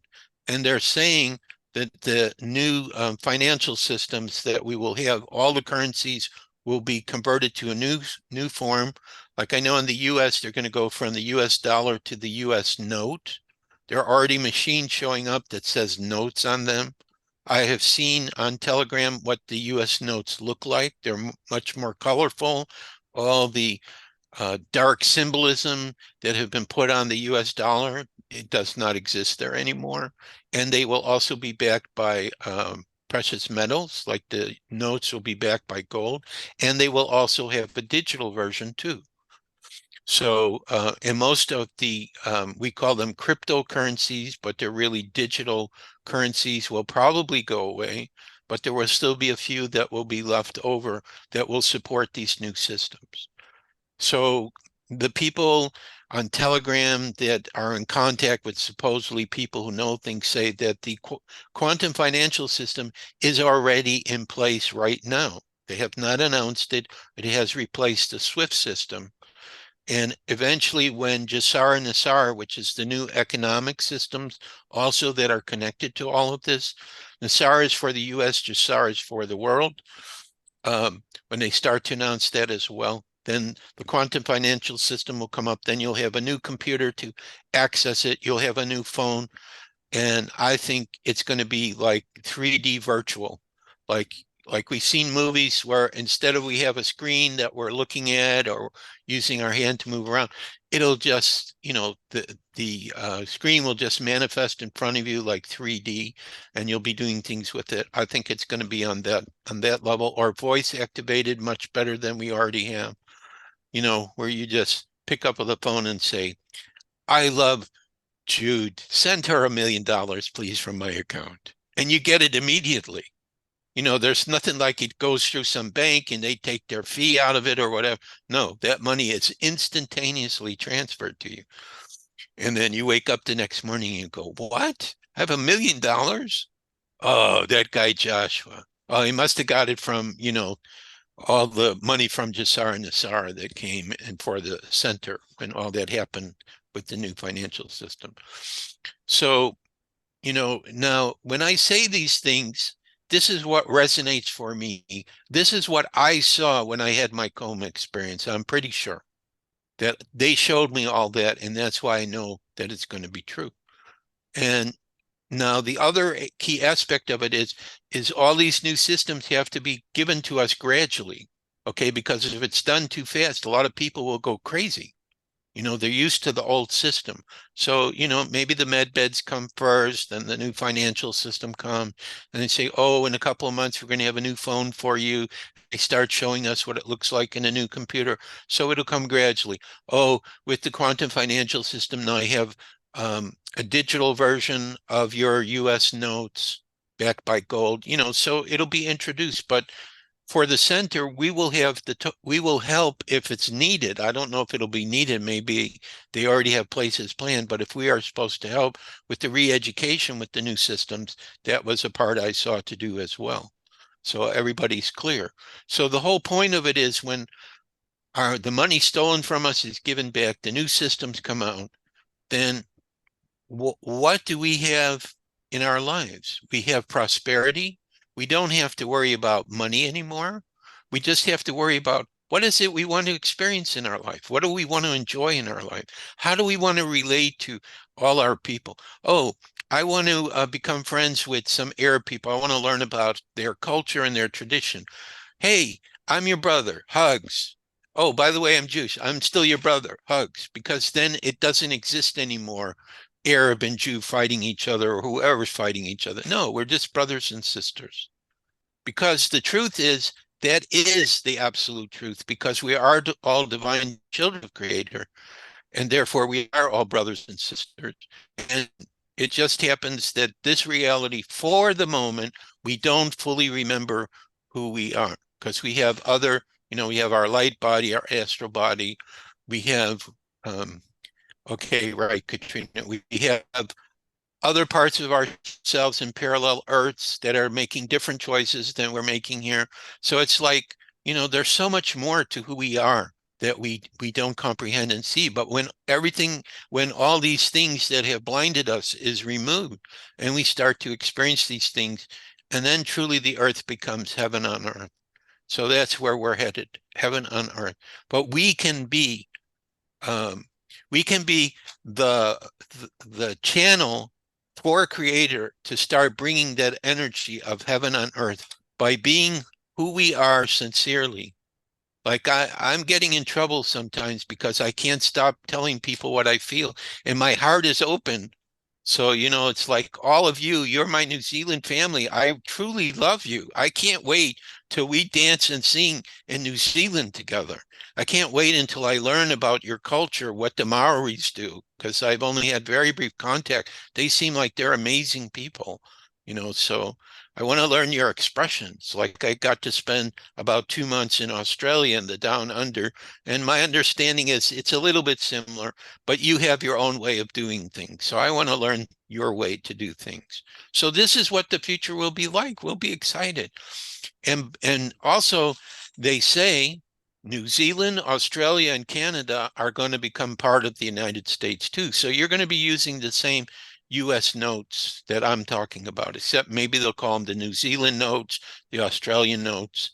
Maybe you'll be just new states. I don't know how it's going to work, but we're going to all be part of the US together. So, or maybe it'll have a new name. I don't know, but they're talking about that too. So then I don't need a passport to come to New Zealand or Australia because you're part of the same, we're all part of the same country. So I can just come over there and, visit. And also too, our planes will be probably faster, or teleportation or whatever. Won't have to wait a whole day like I had to when I went from uh, Washington to Australia. I lost a day, over 17 or 18 hours flight, had to stop in Fiji, so we're not going to have that either. And we'll have our own flying cars too. There's actually, believe this or not, there's already an airport here in Orlando where I live. I haven't seen it. I should go out and look for it. That's supposed to already be set up for these flying cars. And there are companies that are making some. So, I mean, this future is almost here. And I think that those of us who are following our spiritual path, we need to be the cheerleaders and always be positive with people, who are being misguided by the movies that were being shown of untruth of what's going on around us. So that's kind of what I know about all these inventions and things. That's absolutely beautiful, Joshua. It's very rounded discussion. It's really, really lovely on all your wonderful wisdom and knowledge and understanding. If we could talk briefly, because time is moving on, about the Tartarian history that you asked to speak about, that was wiped from the collective consciousness of our planet through supposed mud floods, which we think happened, and talk about your experiences with the Chicago World's Fair in particular. Okay. That would be cool. Okay, so Tartaria, which by the way, in a broadcast by Putin, who's the Russian president, one time I saw he had an old map behind him, and the name of the country that he comes from was not Russia on that map. It was Tartaria or Grand Tartaria. So this is a map that could have been 250, 300 years old. And this is what people have a hard time believing, is that there could have been a very advanced civilization of humanity, very advanced spiritually, that lived on the earth, and we have no evidence, or well, I shouldn't say no evidence. The forces that be are trying to eliminate all evidence of their existence because they don't talk about Tartaria in any way whatsoever in any of the histories that we're taught or learned. So what evidence does there exist that there could be such a people? Well, mostly it's the buildings that still exist that have not been destroyed.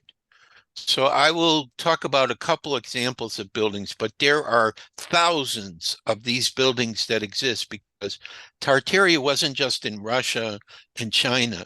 Their civilization was all over the planet. There are Tartarian buildings in the US, in Canada, all over Europe.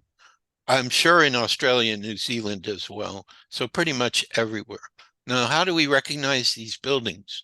Well, number one, it could be their doors are huge, like the Taj Mahal has a huge door to it. Why did they build that? Why are there so many buildings with huge doors? Could it be that there was a very tall people that existed on the earth before? Could it be in the late 1800s and early 1900s when we had these very tall people walking around that they tried to explain to us were mutants, were not mutants, they were the descendants of the Tartarians who were not eliminated by this mud flood, as they called it? The mud flood meaning that they had some kind of advanced weapons.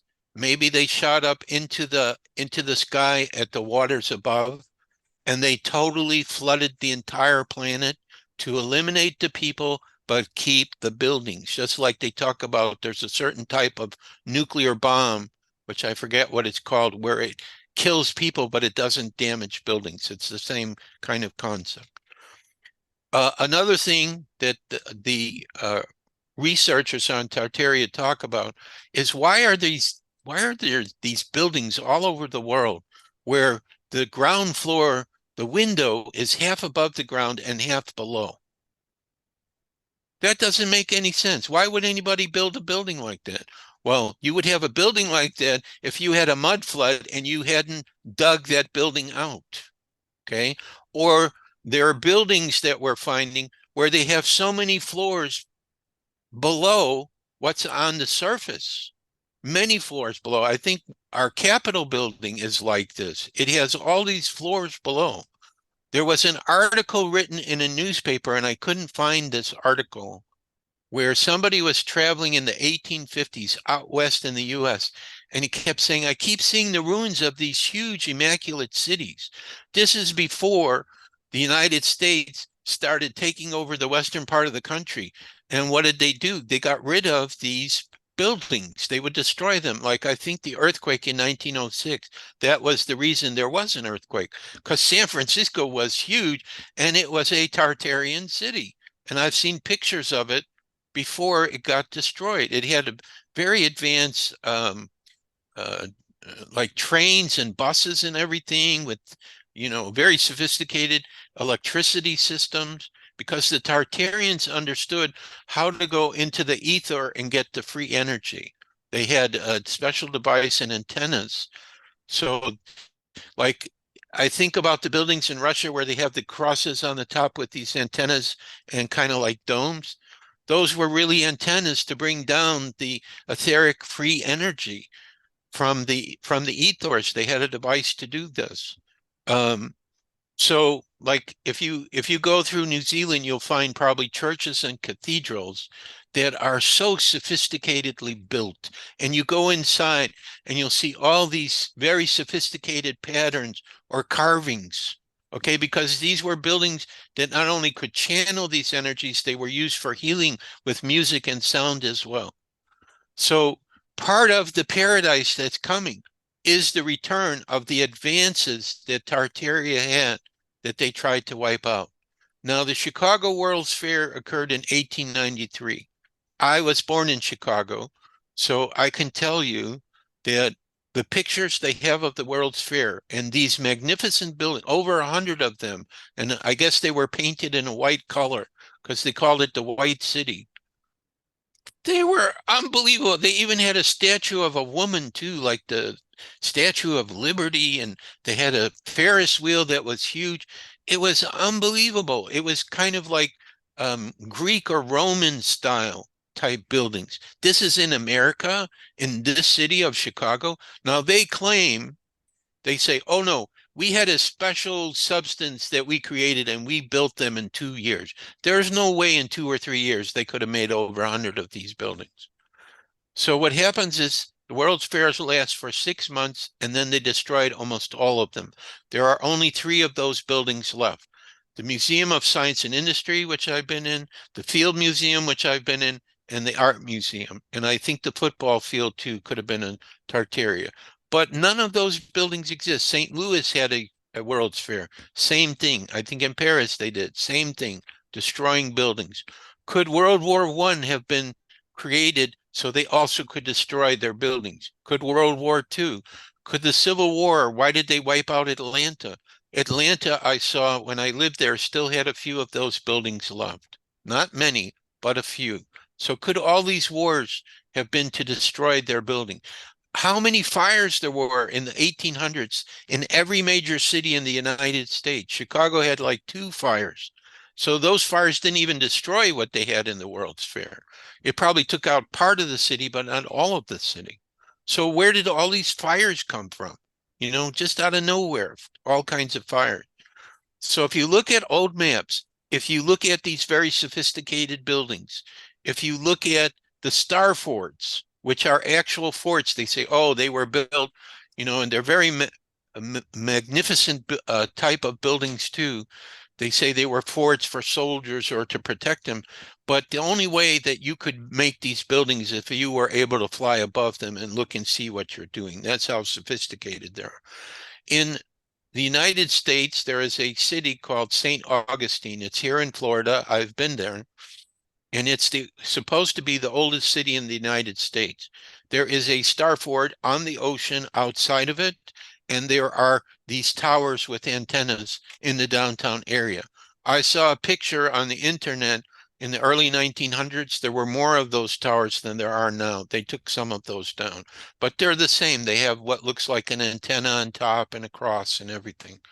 So this is Tartaria. So the reason Tartaria is important is because if they really existed and our history isn't true, what else isn't true? Is the Earth not a globe? That could be very possible.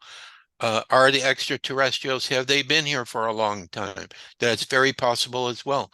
Was there a group like I saw on Telegram? There was a kind of very friendly, how do we call it? Reptilian race that was talking to this person and said, we were the ones who created humanity in the beginning. We were the ones who structured the body the way it was. So it's very possible that the structure that we have as human beings right now, that there were different galactic races, that we have part of their DNA in our DNA and help to construct us as well. So all these truths, and we have evidence of giants too. Were they Tartarians or were they Nephilim? But there's skeletons of giants all over the world, in America too. I've seen pictures of it. So it's like all these things are starting to come out right now. And for a lot of people, there's a part that says, no, I can't believe in this because my whole reality will be messed up. I won't be able to be able to function if I believe in these things. This is why the other side's not so worried if you hear about it, because they know that there's a natural defensive mechanism inside ourselves to protect ourselves. Usually a spiritual person who's already gone, well, I'm open to everything. No time, no space, galactic beings. This all makes perfect sense to me. Contact with spirit. Katrina's right here. I could feel her. Nobody's going to tell me she's not standing there. And if a person is sensitive, they will tell me before I say anything. Like the lady I talked to today, she already told me before I could open my mouth, oh yeah, she's on your right shoulder. I said, that's exactly correct. That's where I feel her all the time, on the right side. So all these different subjects I've been speaking about, to me, represent signs. The paradise is coming. These changes are coming. The truth cannot be held back. It's impossible. It cannot be held back. Now, there is a law I heard from, let's see if you know this person, Jude. He's the reincarnation of Edgar Casey. He's a big whistleblower, and I can't think of his name. David Wilcock. There you go. Right, David Wilcox. So David Wilcox talked to people who are part of the cabal. That's what he calls them, the elite. And he said there is a law that we have to follow. And the law is we have to tell the people everything we're going to do before we do it. If they don't stop us and they don't say no, then we can do it. But if they say no and we go ahead and we continue to do it, then everything we have will be taken from us. So that's basically what's starting to happen now, is those truths are starting to come out. Okay. And there's some kind of plan for the revealing of it. They say there's going to be, I don't know, 3 or 10 days of darkness where all the communication systems will be shut down. And then they will broadcast all these things we're talking about with absolute proof. It won't just be, oh, this is going on. No, they're going to have absolute proof to show you what they're talking about. They're going to have the individuals who committed the crimes against humanity to confess and say what they did. This is going to be part of what's going to be shown. So this truth has to come out eventually. Nothing can be based on total falsehoods forever. Eventually, it's like You know, you have empires, they last for a period of time and then they fall apart. Why? Because they're not based on helping the people. They're based on power and deceit and lies and um, you know, doing only for the royalty has the privileges and no one else. Well, that's not going to continue on this world. It's in the process of ending. And each of us has a role to play in this, just by the fact that we're open to spirit, that we have joy in our hearts, that we're working for the good of humanity. We are helping our world to move in that direction. So every person is important, and it's a geometric multiple of the power. You know, so if we have 1,000,000 people that are all like, we agree, we're doing this and so on, that's not a power of 1,000,000. That could be 1,000,000 times 1,000,000, could be 1,000,000 squared. So it's just a question of time to this world I'm talking about. It's like one day you're going to wake up and you're going to look around and go, this looks like my world. And then you're going to start noticing things are different. Wait, we didn't have that. Where did that come from? We didn't have that. Where did that come from? So I think this is how it's going to be. It's just going to wake up and all of a sudden we have this beautiful world. So I think you're quite right. You brought up some beautiful points there, Joshua. We're all part of a pattern that is unfolding. We have the frequencies collectively to help raise us into the new realities that are here already in a lot of ways, at least in frequency, and we're becoming more of a newer frequency. I call it the Christ consciousness grid, because the old archontic grid has been taken down. But we have to step up to the plate, so to speak, to bring more of that new energy into us and raise our consciousness to it. Then all of these things in the physical can take place, which is going to be incredible. You know, the journeying we're going to be getting into, and the fun and the love and the sharing and having people to have a harmonious and beautiful life with their families, their loved ones, creating new friendships and supports and passions in life. It's going to be so cool, Joshua, isn't it? Exactly. So I think what's going to come up is some things will start changing pretty soon, before the end of this year. And our friends and family are going to be a bit confused. And we're going to have to be there to help them, to say, do not be afraid of this. This is a positive change. The old systems are going away. They were based on lies. And these new systems are going to be beautiful. You need to trust me. I know you thought I was crazy because I'm involved in all this spiritual stuff, but because I maintained my growth with it and I stayed with it, this is how I'm able to deal very easily with these changes, because I already knew and sensed that this change was coming. And they're your family, they're your friends, so they're going to trust you, and you'll hold their hand and they'll be okay after a while. They'll get used to it. Humanity adapts when we have these kind of like changes. Absolutely. So what I'd like to do right now, if I may, is give out my email address. I was going to ask you that, and anything you would like to offer as to what you do and where people can find you, Joshua, that would be great. Okay, so the email address is always a good thing to have for me, because I'm always looking at emails. So this is why I'm going to give it to you. I will give you the website, but if you forget it or whatever, you can get it from me in the email. If you want to know where's the Rumble channels we have for the videos, then I can give it to you in the email, etc.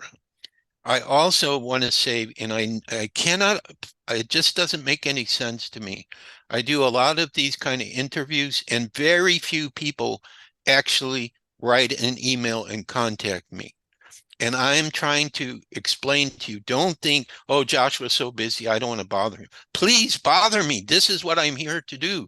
I have information to give you. I want to give you the information.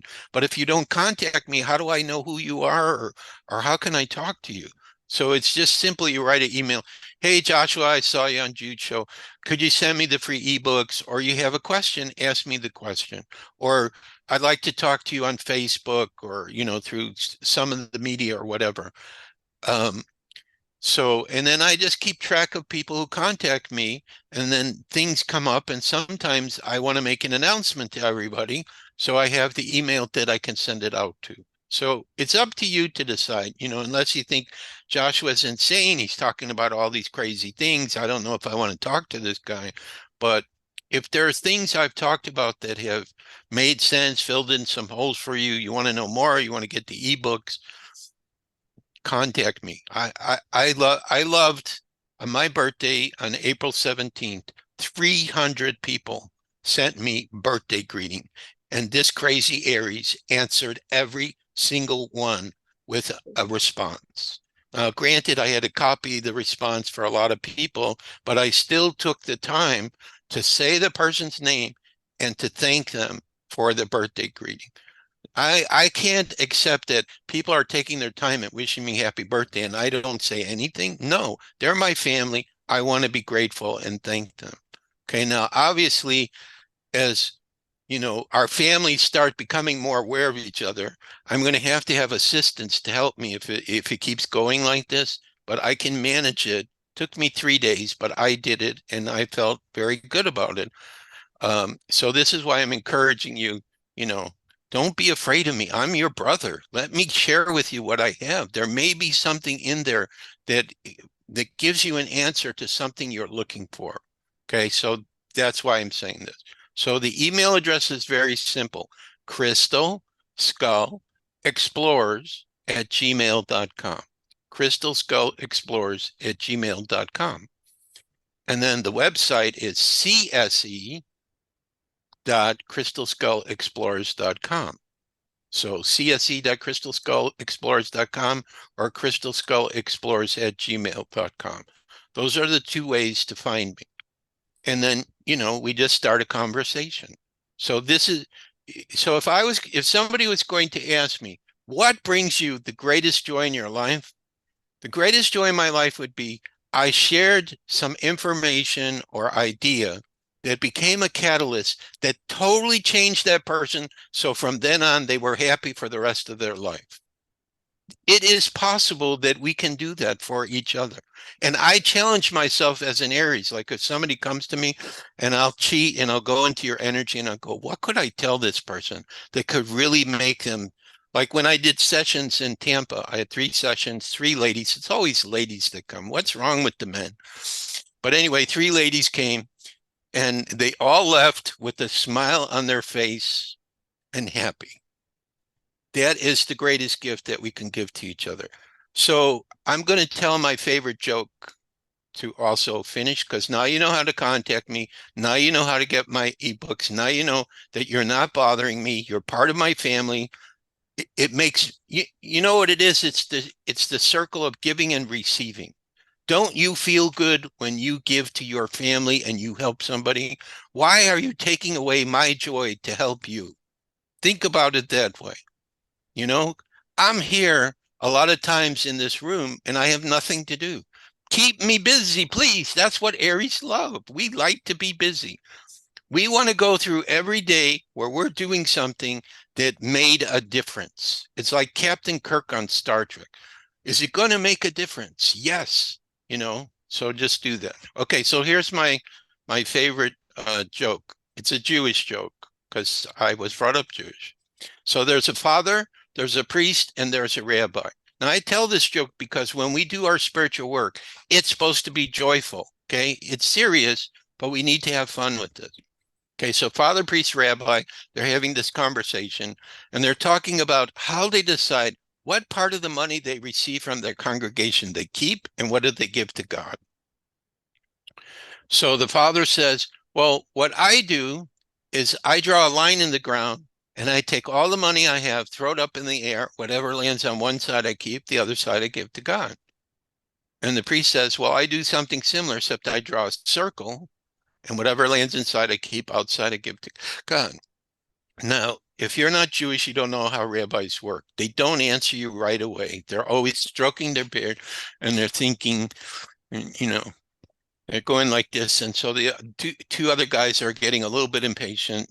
They're waiting for him to speak. And then he goes, you know what? You guys, you're doing it all wrong. What you should do is take all the money you have, throw it up into the air, and let God take what he wants. So now you know why the Jews are so wealthy. But you know, Beautiful. it's just a good joke. So, and I had some actors I met in Chicago and said, Joshua, you did a fairly good job, but you could have done better. If you had our training, we could teach you, you would do it perfect. So I think I do it pretty good with the accent. So I think you've that's, done amazingly. It's been a wonderful, wonderful discussion. Do you have a few minutes in case we have any questions? yes, of course. Thank you. So if anyone has any questions, if you would like to raise your hand, that would be lovely. Even if you don't have one, make up one. Hi, Ray. How are you? You Hi, have to I'm fine. represent all the other people in New Zealand by I asking love one New Zealand. question. Absolutely. We are looking forward, as you already said, you want to come to New Zealand. So we are so looking forward to welcome you, to receive Okay. you here. Okay. So Uh, when I come, I will have one request. I will need a guitar because I'm a musician and I want to play the Crystal Skull theme song for all oh, of you so we can all sing Woohoo! One Family at the yeah, end, which is what absolutely. happened in Holland when I did the Dutch conference in 2006. I got everybody to sing One Family and then orbs appeared over us. Somebody took a picture. So it was the most amazing experience I ever had. And I had to go out into the audience to sing too. I had to drop the guitar, let the other people play the music, and I went out. It was perfect. So there are certain moments in time where you have a perfect experience. Everything just lines up. So no questions? Okay, so then I have a question for all of you to leave you with before we finish. My question to you is, ask yourself a question before you go to sleep tonight. I'm guessing you're going to see it before you go to sleep. What could I do in the next month that would make my heart sing and would help other people? And see what answer comes to you. And maybe the answer will not come to you in the next morning. It might take time. Okay. Because when it comes, you'll feel it so strongly. You'll go, that's it. I'm going to do that. I have to do that. That's who I am. I need to express this. If you do that, you will forever change our world. One person doing that. But I don't know how many people are listening right now. Say there's 20 people or 30 people who hear this and we all agree we're going to do that. That could make a huge difference. And plus it'll be amazing. It'll be the most fun thing you've ever seen in your life. Let Sure. the child come out. I want to Okay. thank you so much. We're going to have to close now, my friend. Okay. But I Okay. want to thank you so much for coming on with an open heart, an open mind, an open book. You are full of wisdom and intuition. I'd like to thank you and your team in spirit, including your beautiful Katrina, for being with us. And until next time, God bless you and everyone here. So I want to thank everyone for coming to a Cosmic Cuppa. If you are watching this on YouTube, please remember, like, share, and subscribe. We're an amazing group of people. And as we know, peace on earth. It starts with you. It starts with me. So God Namaste, bless Ray. and good night.